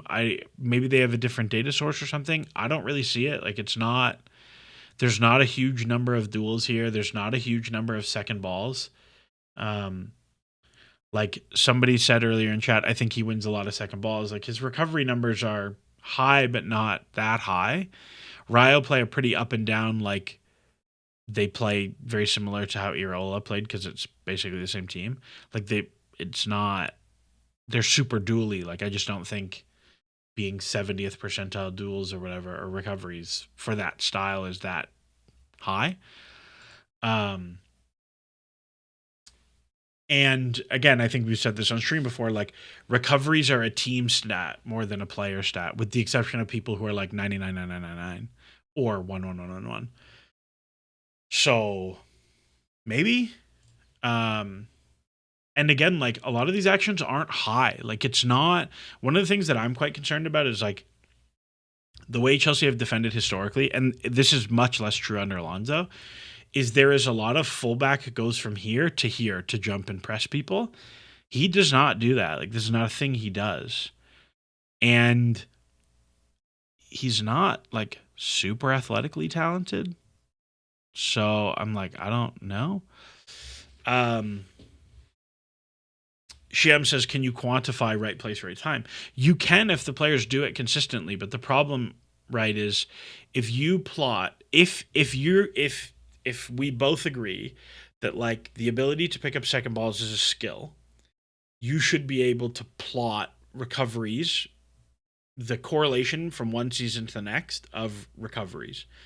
And what we see is that it's very low, like it's 0.06 or something. Like it's almost entirely uncorrelated season to season. And so I just look at all of it and I'm like, I don't know, this guy's not that good. Like, he's not even trending in the right way on a lot of his, like, whatever metric you want. Like, he's 28, whatever, blah, blah, blah. And so, like, I look at all the data and I'm like, I think he's worse than the data. Like, I think he's definitely less good than his data is. However, the point that I will make, and HK says, I think when you said we need to convince Alonso and let him do whatever he wants, Pep Chav is one of those things. I totally agree. You are paying a squad player fee for a squad player. His wages will not be high. If Alonso wants him to be his backup left back, sure, I don't care. Like, it's fine. You will keep him for 2 years, and if he's not that good, you will sell him back to Spain for 9 million instead of the 16 you paid, and it'll be fine, and nobody will care. Also, he looks like evil Pedro Neto. So I'm just putting that out there.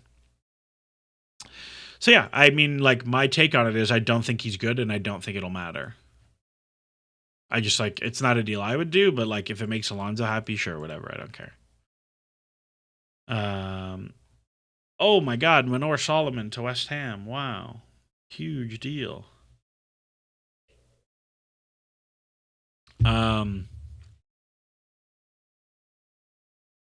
Somebody asked, like, what do I think about Liverpool signing Araujo? Liverpool have like a real center back depth problem. So if you look at Liverpool squad transfer market, so if you look at Liverpool's squad in terms of center backs, like they have Jacquet, they have Leone, they have Van Dijk, they have Gomez. So they have 4 center backs. Gomez is injured already. Leone is coming back from an ACL and is very young. Van Dijk is 35. Jacquet has not played and is 21. And then they're playing kids behind that.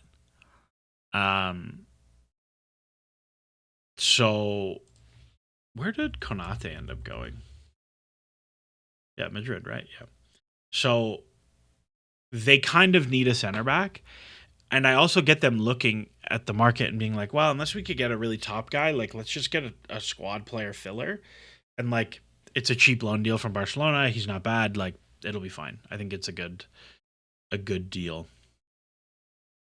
Ronald Araujo.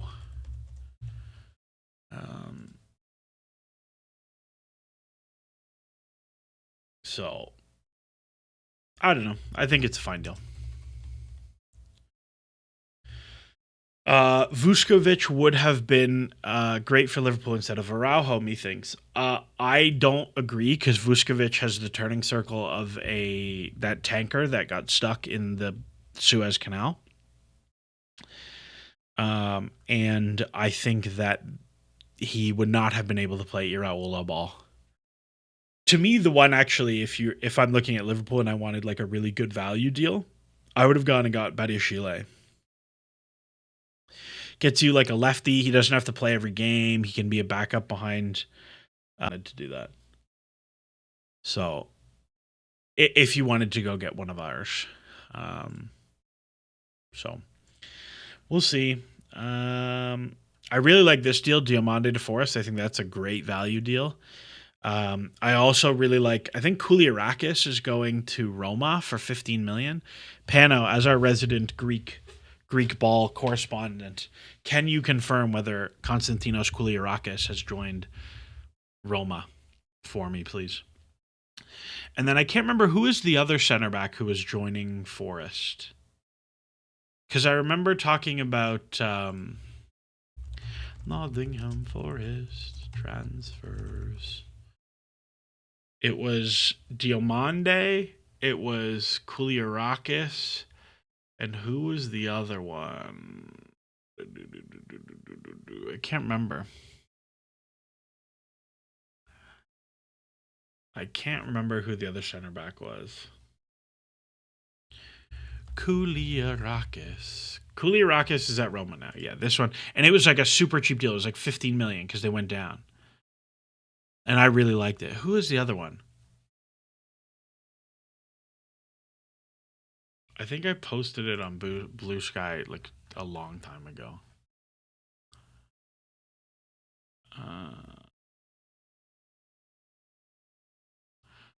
On the Statford Bridge Twitter. That's why I was like, wow, that's why are there so few tweets? No, I've been posting. I've been posting too much.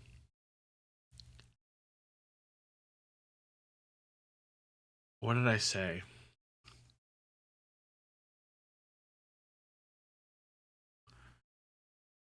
I don't know. I can't remember. I can't remember. I went too far. Kier Doyle back 3. Nope. Nope. No, I don't know. I can't remember. Blue Sky search sucks. Yeah, I don't know. Well, what do I think about Masantuano? Is he another victim of the trend of bringing children to Europe way too soon? I think he just like wasn't ready to play at Madrid. Like he needed a step, right? He needed a step. What off topic? What do I think of De Zerbi going into next season? John McKenzie said he's still stuck in 2022. I am very surprised by like Spurs business, and also like they play a midfield that is really strange every single game, and I'm like, I don't get it at all, even a little bit. But I think he's a good coach. Like I think Spurs will be decent. But yeah, I don't know. I don't know. I don't like De Zerbi as a guy, but I think he's a good coach. I just think he's maybe not a great coach. I think he has pretty clearly like capped his ceiling as not being one of the best guys. Did I think they looked good versus us? No, well, it's hard because they took the red card, but I thought they were okay versus us. Not good, just okay. But it's hard. Preseason is weird. Like they were playing games way ahead of us. So, all right, let's see what Chelsea have to say. Xabi, first of all, huge win tonight, brilliant performance. You must be delighted. Yeah, for sure. It has been a good game, really complete performance from all the players. For sure, we wanted to have one of them to have a good feeling. We know we are adapting in too many circumstances here in the tour with players coming, but yes, today I think that it's been very complete performance in a great stadium, good pitch, and that helped a lot. You adapted the lineup today, the shape of the team. How well did the players perform with that three at the back? Yeah, that's a matter of system. The most important is the flow of the team, the energy, the principles that we want, and we want to be. By the way, this is like so explicitly the correct answer. Like, yeah, the shape changes. It doesn't matter that much. It's much more about like the application and the principles. Like that the principles don't really change. The system is whatever.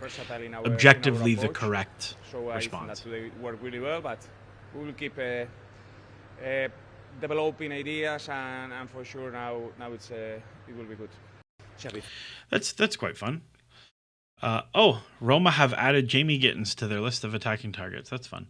Do I prefer Mudryk or Gittins to start tomorrow? Gittins. I think Gittins has had a really good preseason, and I would like to see him like just. One of the things I dislike about Gittins is I find he's very passive. Like I find he's just so content to he's so content to just sit off guy. Like he'll have like a fullback on toast and he'll be like, all right, I'm done. I've done it 3 times. I don't care anymore. And it's like, no, go do it 15 times and get 4 goals and 4 assists. Like just go do it. And so playing an Indonesian team, like I want him to go nuts. I also quite like that, like the pitch is good. And I think that happens. So I think that was good. Could you guys not hear the audio on that clip? So my apologies if you couldn't. I have the screen record set on. So my apologies if you couldn't hear it.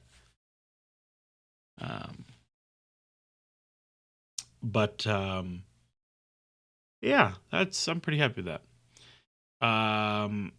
Comster, got any sleeper picks for my fantasy Premier League draft tonight? Let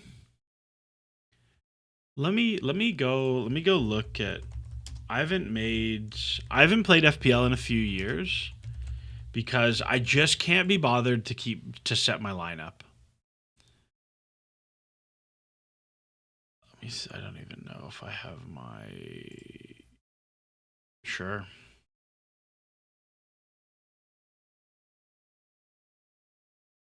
Yeah, contact me in Thai, please. That's definitely why is that even an option?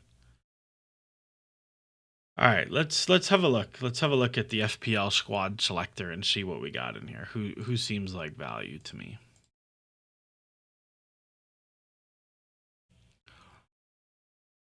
No, I'll go solo. Leave me alone. Okay, all player goalkeepers. So looking at the list of goalkeepers. I mean, Rofs and Kelleher look like good value because they'll get peppered with shots. For Bruggen for Brighton, I think at 4.5 is really good value. I would not go near Petrovic or Leno. Petrovic, I think Bournemouth aren't going to be that good this year. I think Marco Rosa is like a pretty tangible downgrade from Iraola. And I think they'll be considerably worse.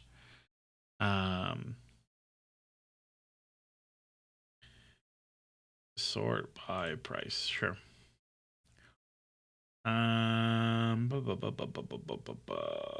Kepa's still at Arsenal? Why do they have 3 goalkeepers? That seems weird. I think Trafford at Leeds is like not. He's too highly priced, but I think he'll be very good for Leeds. I haven't played in a while. Is the meta still to get like one bullet sponge cheap goalkeeper from a newly promoted team and just like hope you can get them? Kinski 4.5 starting goalkeeper is probably fun. Yeah, I don't know. Yeah. Goalkeeper wise, I don't know. I would probably say Verbruggen is your guy. Let's see. Defenders. Wow, an 8.0. Gabrielle. Wouldn't touch Lacroix. Wouldn't touch Palestra. Wouldn't. Man, this is like blah, blah, blah, blah, blah. Oh, and if you're doing a draft, it doesn't matter by price, right? Because it's just a draft. I don't know. Then whatever. I don't know. I'm not an FPL expert. I'm not going to pretend I am. I've been playing. So I've been playing. I made a game. I will shamelessly plug here. I've been playing. I made a game for ASA. It's like one of those like spinny drafty games, but I made it for NWSL and MLS. And there's like difficulty modes and whatever, blah blah blah. And there's a daily like challenge, like a Wordle. But it's very fun because it's just like you get to remember some guys, and I'm having a lot of fun with it. And it does it based on G+, so you can like goof around and do whatever you want to do. But I'm having a bunch of fun. And like a lot of people played it, which is cool. So I'm going to play one right now. This is my game. You can go 75 points.americansocceranalysis.com because that is the record number of points in MLS history is 74. I'm going to use a reroll because I'm going to try and set the record. Oh, bad choice. I ruined the juju. Oh, I ruined the juju so bad. But yeah, this is my little thingy that I made. It's fun. I am enjoying. And it's the only one that I've seen for women's soccer. If you're a big women's soccer head, it's the first one I've seen with that.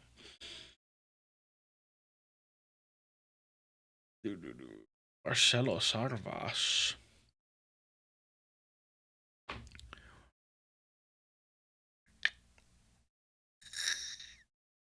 You're gonna be no. Can I put the link in the chat? I don't know if that'll work. Also, your Google saying, "Can I?" Yeah, for some reason it says like I was like, I made this. It says I'm trying to steal people's credit card information, and I don't know why. But if you just go to that link there, you could type it in. Oh, Adilson Malanda.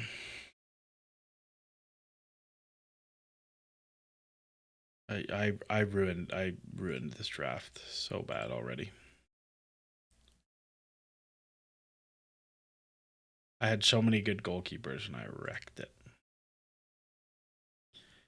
I do know what the theoretical maximum is though, because I made it. So no, I don't want to use my sub attacker.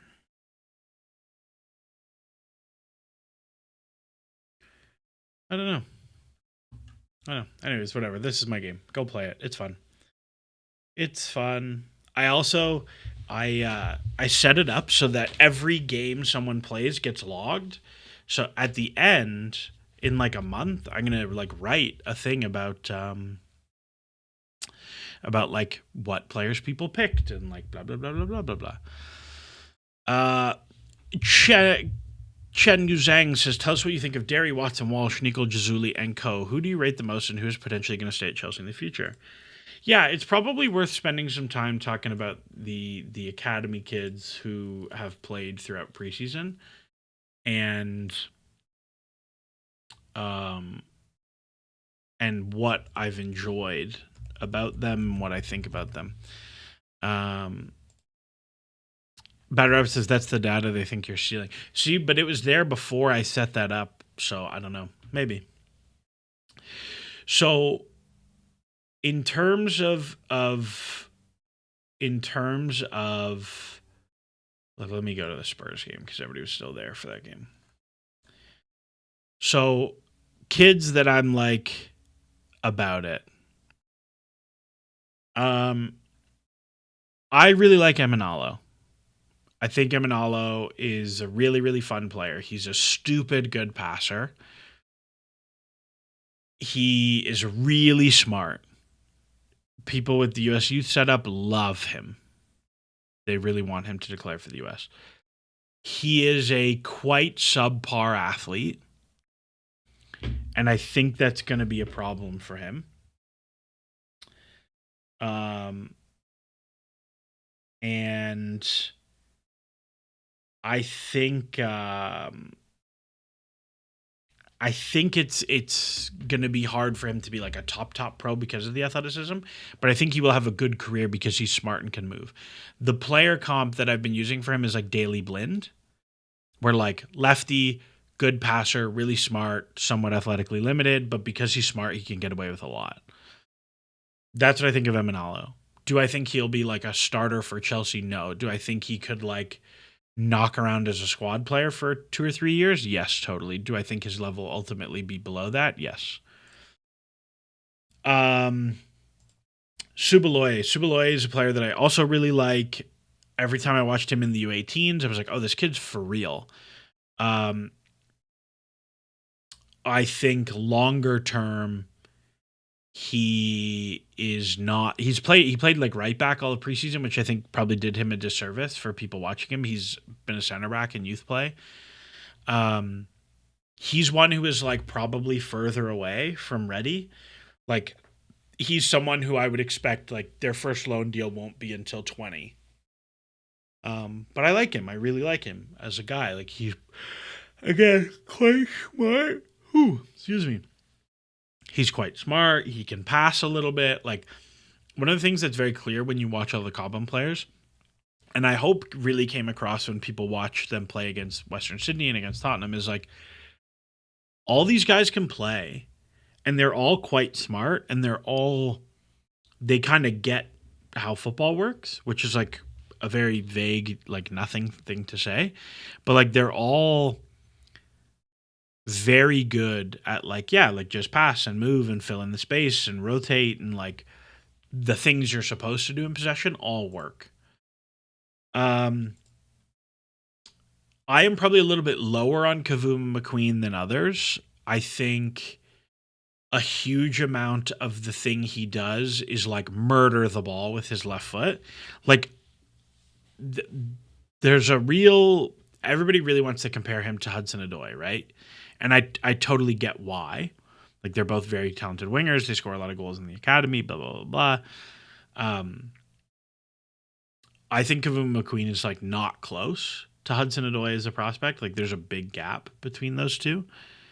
Um, but like he consistently scores goals. He absolutely murders the ball.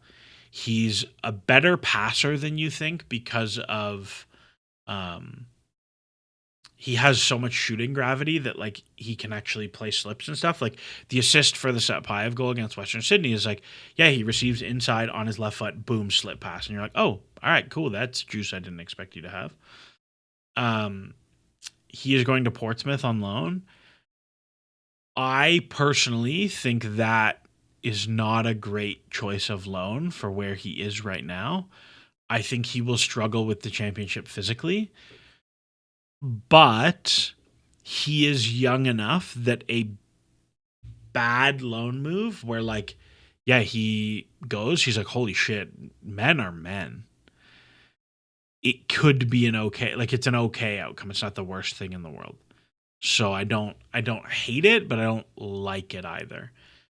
um if you made me project out his ceiling today, I would say he's probably like a low end Premier League attacker. Like he plays kind of for like a 15th to 18th place team.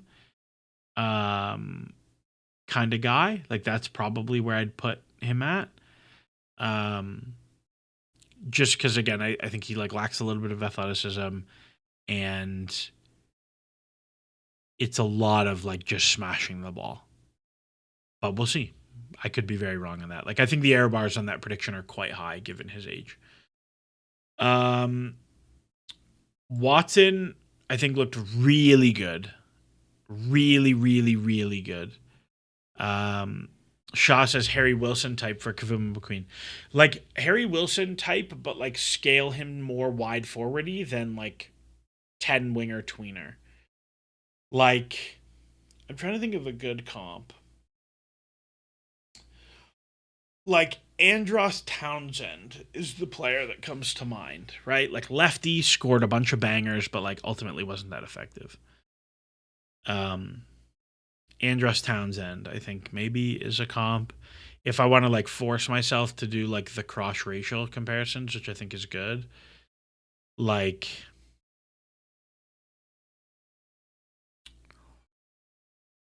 maybe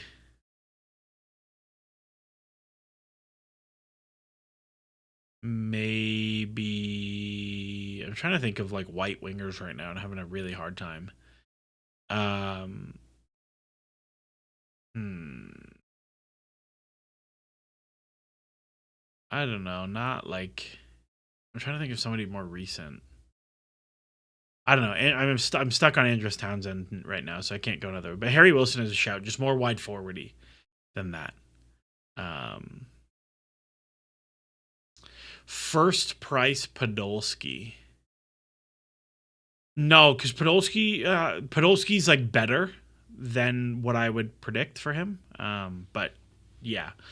Watson I think looks really good. I think the really nice thing with him is he's so young that you can be really flexible with what you do with his minutes next season, where like he will, I presume, play mostly U21 games next year. He'll play the youth league. Well, they're not in the youth league, but he'll play U21s, he'll play U18 Premier League Cup and whatever. But like he'll be in the squad for the FA Cup and stuff like that is what I would suspect.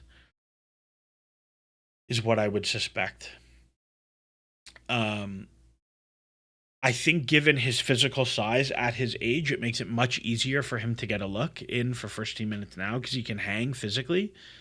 I would be reticent to say like, hey, he's really, really, really good. The U19s are in the youth league. Oh, I didn't realize it was like not tied to your first team anymore. That's cool. Good for them. So he'll probably play youth league and he'll play 21s, I would bet. But he can flex up and down, right? Where like you can then have him play U18 and like be the best player on the pitch U18. So I think there's like a lot of room for that, but he does everything. Like he's very well-rounded, can pass, can dribble, can shoot, can win the ball. He's good in the air. He's big, he's fast, he's strong, blah, blah. Takes a wicked dead ball. I generally don't read into things like this, but to me it was very cool that he gets called up to the first team and is like taking dead balls. And I was like, oh, you've like stamped like, no, I'm taking the dead ball. Like even with starters on the field, he was like, no, I'm taking it. And I'm like, all right, good for you. So one to watch. If you made me like project a median outcome for him, I would say, again, it's so hard to predict out when they're this young. So I would like the median I would say is like high-end championship, low-end Premier League. That's probably where I'd put it from here. But like there's a chance that he's like a legit excellent midfielder. Like I think his ceiling is that high based on what I've seen so far. But again, this young out, the error bars are huge. I thought Walsh looked just okay in preseason. I thought he looked pretty good in the cup last year. One of the things that I quite like about him is he's undergone a lot of physical development. RKM comp is Mason Greenwood, and the necessary caveats about what Mason Greenwood is like as a person. The thing I will say about Greenwood is like Greenwood is so far clear of where like Greenwood was playing like meaningful first team minutes at the same age that Kavuma McQueen is playing U21. So like very different level of score in my opinion. Greenwood for like if Greenwood was not a bad guy, like yeah, there's a lot there as a player that I think is really interesting. Walsh has gone through a lot of physical development, which makes sense for his age. And I think getting a loan I think a League One loan is like a good spot to be in.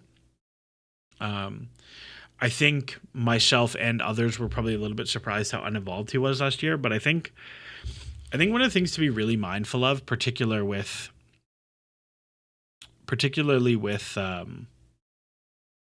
like players in that like 16 to 19 range is like puberty's a bitch for like footballers growing up. Like you grow, you have to put on a bunch of muscle, you like are trying to figure out like how you're stepping up to the senior game. It's very, very hard. And all the time you see guys who like are really good and then they have to figure their body out and they're really bad. And then they come back and are really good again. And I think Walsh like kind of had a nice year to like just go away and like hit the gym and grow and put on some muscle. And now comes back and like looks a lot more able to handle things like 16 months later. I think League One will be fun for him. I think it'll be a really, really good challenge where Wigan play a bit. Harrison Batoni, who like was the guy playing the role that Walsh is mostly going to play, is now at Chelsea. So there should be lots of minutes for him. I have heard that Chelsea and the players' representatives have been pretty deliberate about getting playing time guarantees to make sure guys play on loans, which is good. You never know what that means, but we'll see. If you wanted to give me like median outcome and ceiling, I think the ceiling for Walsh is still quite high. I think the median outcome is very hard because like there's not that many small guys in England that are not amazing, right? Like if you think about like if you're small and in the Premier League, you're probably a very good player. It's just very, very hard to do that. I don't know. Median outcome, like I'd probably put like middle of the championship. Again, just like it's very hard to be a top player, but again, ceiling I think is very high. I could totally see him being like a squad depth midfielder attacker for a long time. But again, he's also good enough. Like this is the problem with a lot of these guys. They're all good enough that at some point Chelsea will be like, well, we can sell them for 8 million or we can keep them as a squad player. How highly do you rate Rio and Max Dowman? I was hoping Kavuma McQueen would be comparing to them. I think Rio and Dowman are miles clear of Kavuma McQueen. Rio was much better in the academy than Kavuma McQueen was, in my opinion. And I'm sure Chelsea Youth will text me and yell at me if he disagrees with that. But Dowman, I think, is like the best player to come out of academy football in England in like, I don't know, 10 years. I think Dowman is the best academy player since Hudson Odoi, and I think he's probably better than Hudson Odoi. This is one of like my all-time football what ifs is if Hudson Odoi never tears his Achilles. Because he was so different. Like, he was nuts before he tore his Achilles. Fun one. Who do you think has a better rep as a player at the end of the season, Palestra or Antwi? Palestra. I think Antwi will have a hard time at Strasbourg. Strasbourg are going to have a hard time this year. Who else? What other kids were there? Madi. I think Nicol Jazuli has had the most impressive preseason of any of the academy guys. I think he has looked good enough that I would be doing like fundamentally different things with my midfield squad construction. Like if we go back to here, I think he has been good enough that like I'm looking at this group and I'm like, there's a lot of bodies in his way. Like I'm looking and I'm like, maybe I'm gonna send you. Maybe I'm going to send you over here, brother, and we're going to do that. Maybe we're going to do that to clear up some minutes for you. Or maybe you are going to, Mr. Jordan Henderson, Mr. Jordan Henderson, you are going to go to the glue factory, and we're going to do that. Production-wise, wasn't Kavuma clear of Rio? Remember Rio not being much of a goal scorer? I mean, I'll have to look, but we can see, like, where's Mr. Kavuma? 12 goals, 9 goals, 2 goals. Rio and Gumoa. Yeah, fewer goals, but also much younger. Much younger, and then, like, straight into first-team ball at the same age. So, like, it's not quite the same.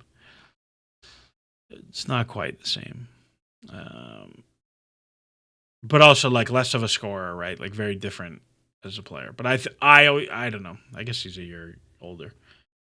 I don't know. I felt like Rio is better. And I felt like there was a lot more outside feeling of that, too. But maybe I'm wrong. It's actually very funny to think about McAdoo, right? This guy, because he's looked stupid good for City in preseason, and he was very good last season for City for City youth sides. That's something that Chelsea, I think, definitely regret. But what are you going to do? Yeah. Who else? Who else was in preseason? Yeah, so Maddie's been good enough. Like, I would do so many things to free up minutes for him. If we had Conference League, I'd be playing him 10 senior 90s. I'd play him every Conference League group games, and with no reservations. Yeah, I would play him so readily. So readily.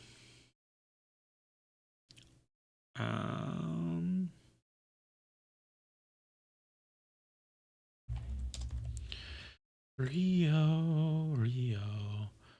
Is Rio actually that good? He's played quite a lot of first team minutes, but hasn't been that effective. I don't know, dude. That's a lot of production for a 17-year-old. It's a lot of progression. It's a lot of moving the ball into the box. It's a lot of generating shots for your team. Less for you, but for your team. Like 98th percentile open play XA is pretty insane. That's I don't know, that's a really good guy. 3 players I want your opinion on. Mamadou Sangare, the guy who went to Brentford from Lens. He was on my list of, like, if we buy a midfielder this summer, it's a guy I want to look at.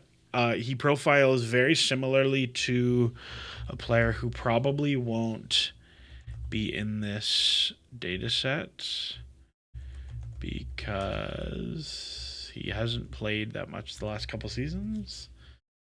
What is that? Am I saying it wrong? Is it not Sheikh Doucouré? Who's the one at Palace? Yeah, Sheikh Doucouré. What am I spelling it wrong?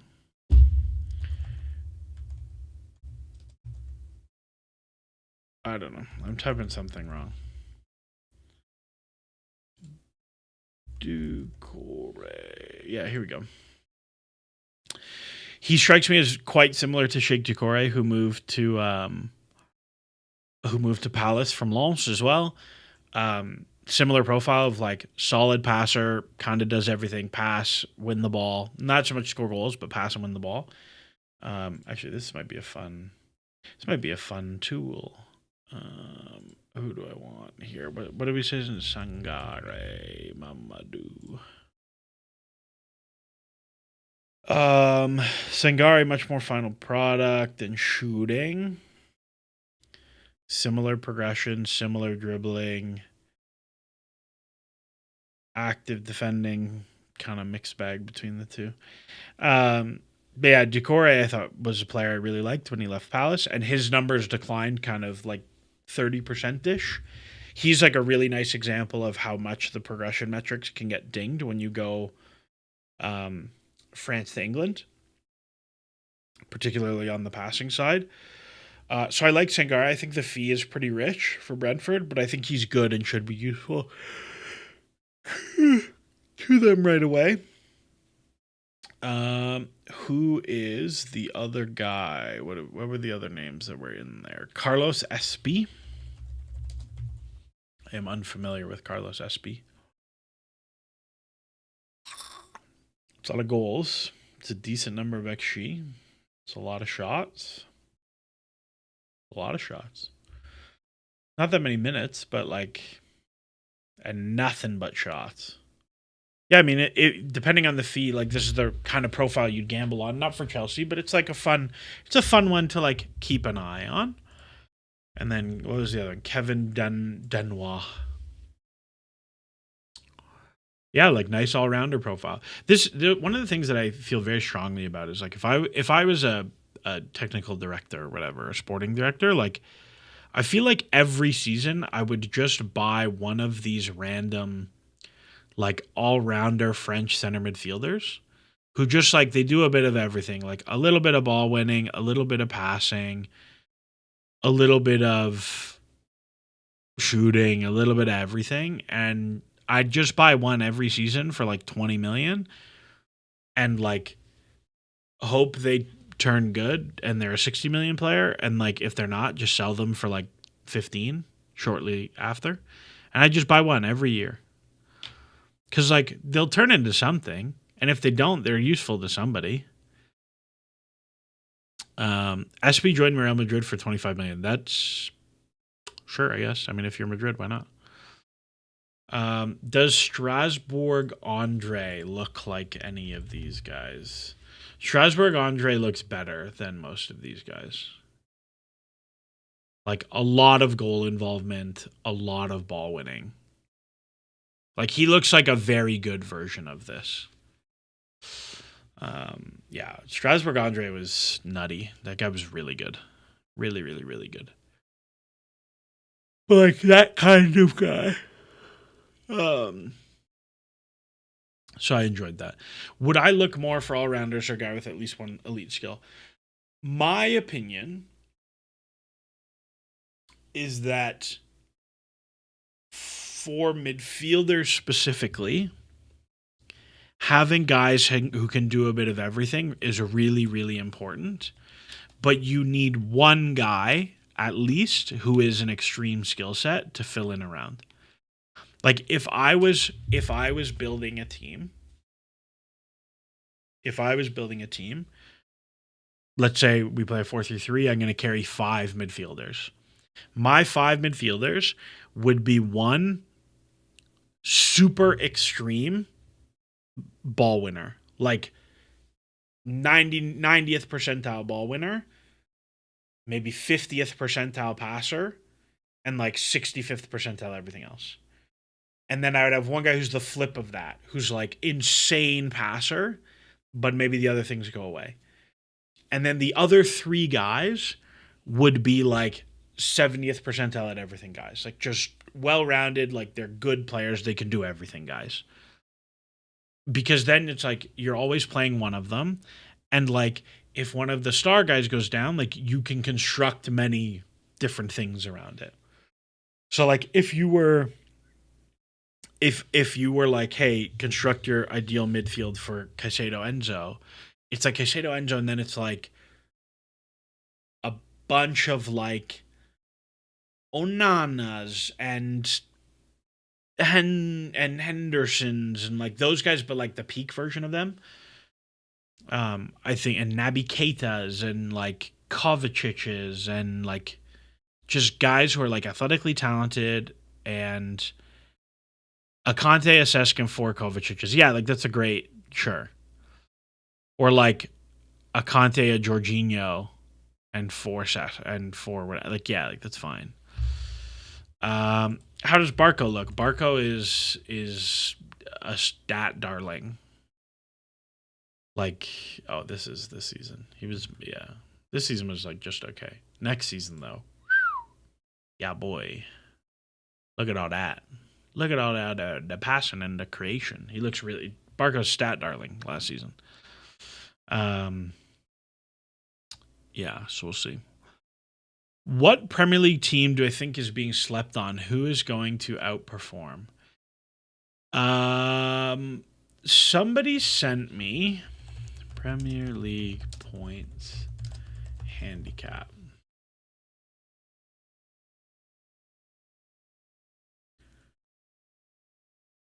No, somebody sent me.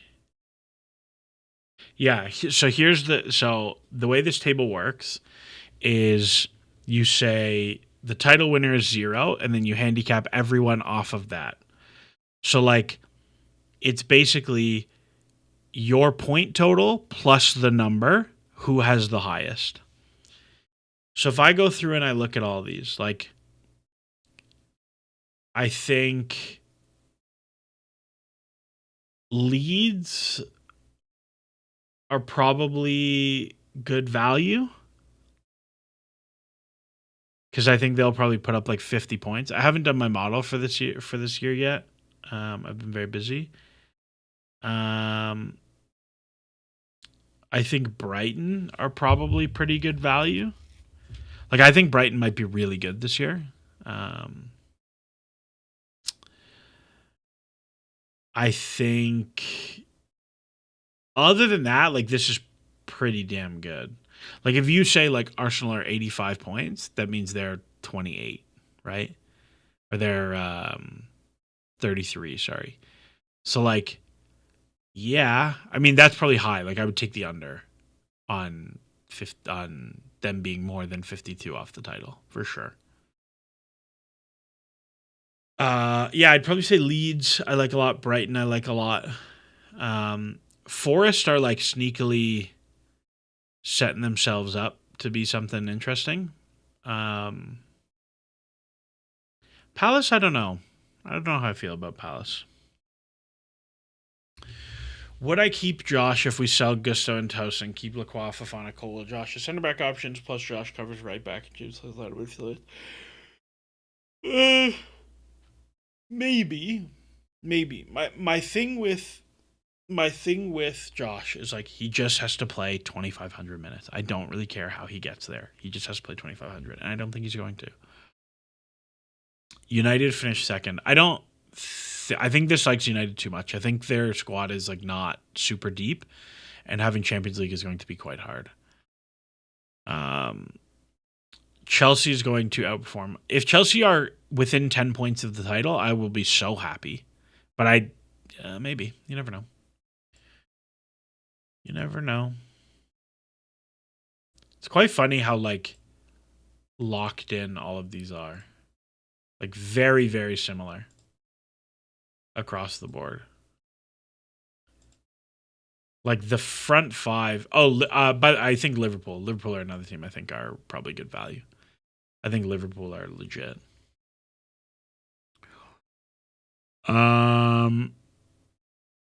How plus do I think Rodgers can have on our point total? Not.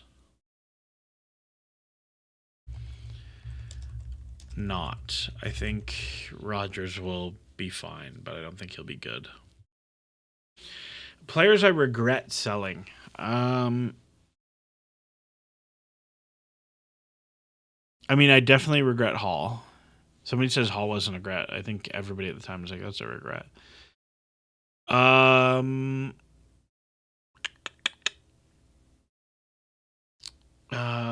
People I regret selling.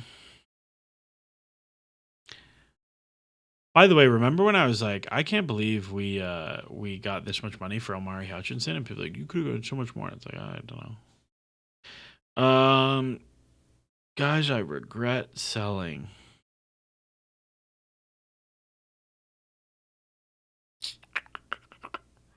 I think Kovacic in hindsight, you look at and you're like, yeah, we probably could have gotten more years, like good years out of him. Same with Loftus-Cheek. Loftus-Cheek is another one that I'm like, I don't know if we got enough to justify that, but it is what it is. We didn't sell Rio, right? Like Rio left on a free transfer, so like that's not the same.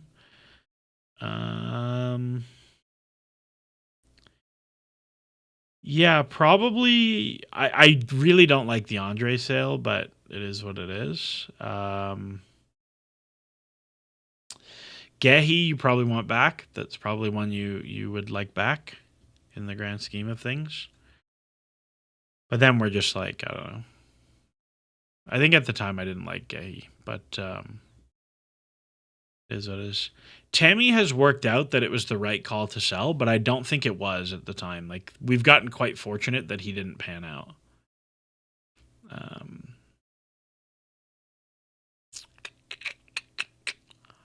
Yeah, interesting set of transfers we got there. The Courtois sale is like such a pain. Such a pain. Yeah, that's what I got.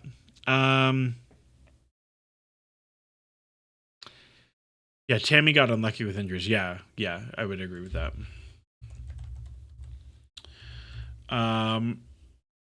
Somebody said show the goalkeeper stuff I was working on. Yeah, so me and brother Claude built a cross-claiming model. So, like, for those who are unaware, I played goalkeeper in college. AP says if RLC and Kovacic are the only two regret sales under Blueco, that's pretty good, TBH.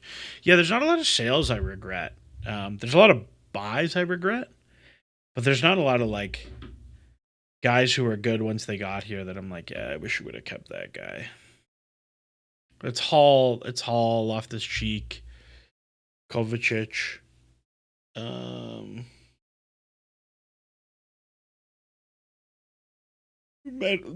of them I think the fee is too low, but I'm not like opposed to selling, like Madueke. Like Madueke, I didn't mind selling. I just think we sold too low. But like, I didn't hate the decision to sell. Price for Hudson-Odoi was disgraceful. I don't think it was. You have to recognize like where he was at the time. Like you got a small fee plus a huge percent. Like Chelsea still have a 50% sell on Hudson-Odoi. They got like 5 million and 50% of the profit on the next sale. So if they sell 20 million, they get 7.5 million. It's not that weird. He was also making a lot of money, so you had to be like kind of weird with wages. Am I as high on Iraola as John McKenzie? I like him, but not as much as John. John loves him. Loves him. Yeah, so me and brother Claude made a model. So I played goalkeeper in college and kind of growing up, and I wanted to better understand goalkeeper cross collection stuff. So you can go read it at ASA if you want to. But basically the like whole model is like actually everything is dwarfed just by how close the ball goes to the goal, like an XG model. There's some other stuff like kind of wear in the box and like the total distance traveled. Like it's much easier to claim long balls and blah blah blah. But there's some fun stuff in there. But it's fun to go play around, and it's only MLS NWSL. But there's like some fun tools so you can see like how likely a cross is to get claimed and whatever. So I would recommend you go check that out if you're a goalkeeper and you want to look. And there's a whole thing about what kinds of crosses are more claimable and unclaimable, but it's all in there if you want to go have fun. But we've been going for 2.5 hours, and I want to go back to bed. So I will say 5 more minutes of questions, and then we will call it. I am going to watch tomorrow. I probably won't stream unless something like particularly interesting happens.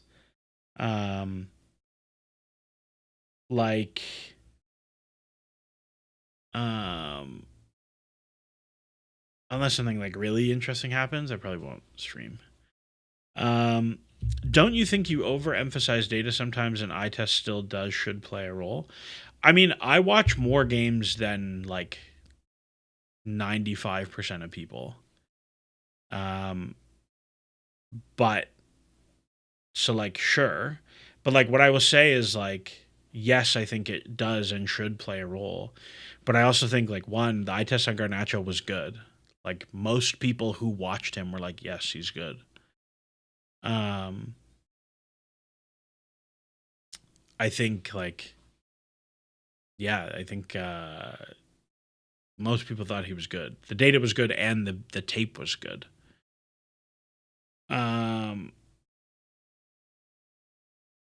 So I thought that was fine. Do you fear a bit that Liverpool squad isn't deep enough knowing the Bournemouth injury record? If I was a Liverpool fan, yeah. Like I would say like I think their squad is thin for how they want to play plus multiple comps. Yeah, I would agree with that. Particularly at the back. Like I think they're running real light at fullback and at center back. But I think this is the trade-off you make when you spend £250 million on strikers, right? Like it's very, very tough to do. Dom42 says, did you see our beautiful long-haired set-piece coach make Caicedo score that screamer? Quenda Bind. Yeah, it was a very nice goal. If he can make Caicedo score a Travella volley every game, I'll be super happy. Blue Witch Doctor, do you think we will make more signings this window? I would bet we bring one more body in. I don't know where. Probably a midfielder. But I'd get we'd do one more. How low would we have to finish the season for Alonso to get sacked at the end of it?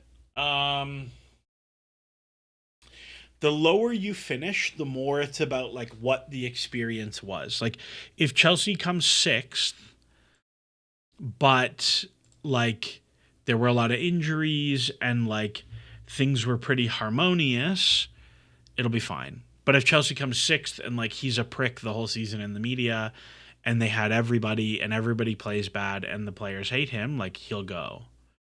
But I would wager, like, if you take median health luck, average health luck, and like off field circumstances, I would say like fifth. Anything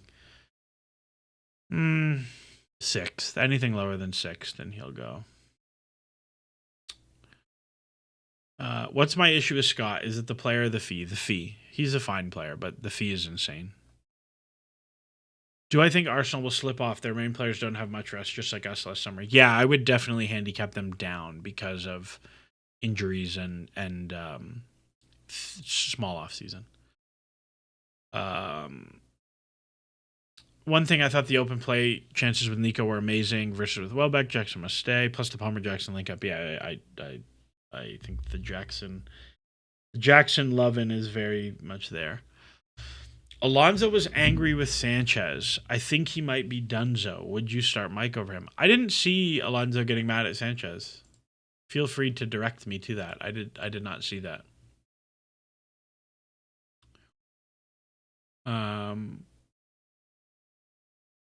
Yeah, I didn't see that.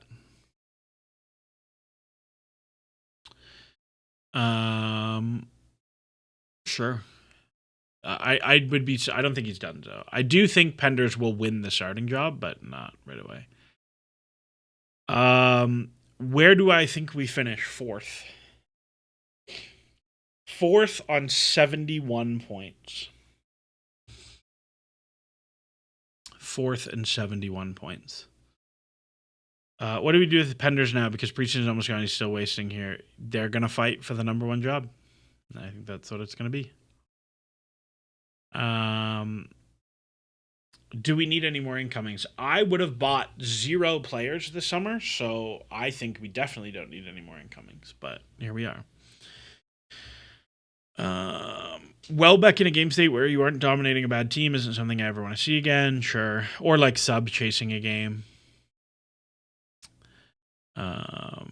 Very frustrating to see Sanchez playing it long most of the time when we can easily bait the opposition more. I don't know. Penders will win the starting job by November, and that would be it. Yeah, I'd say by January, I suspect Penders will be the starter. Scott or Wharton if we only get one. Wharton. I think Wharton's a lot better. Fee agnostic, because the fees will be very different, but I like Wharton a lot more.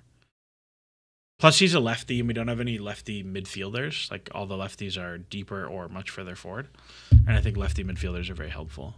And he's like, he's very different, but I like Wharton a lot.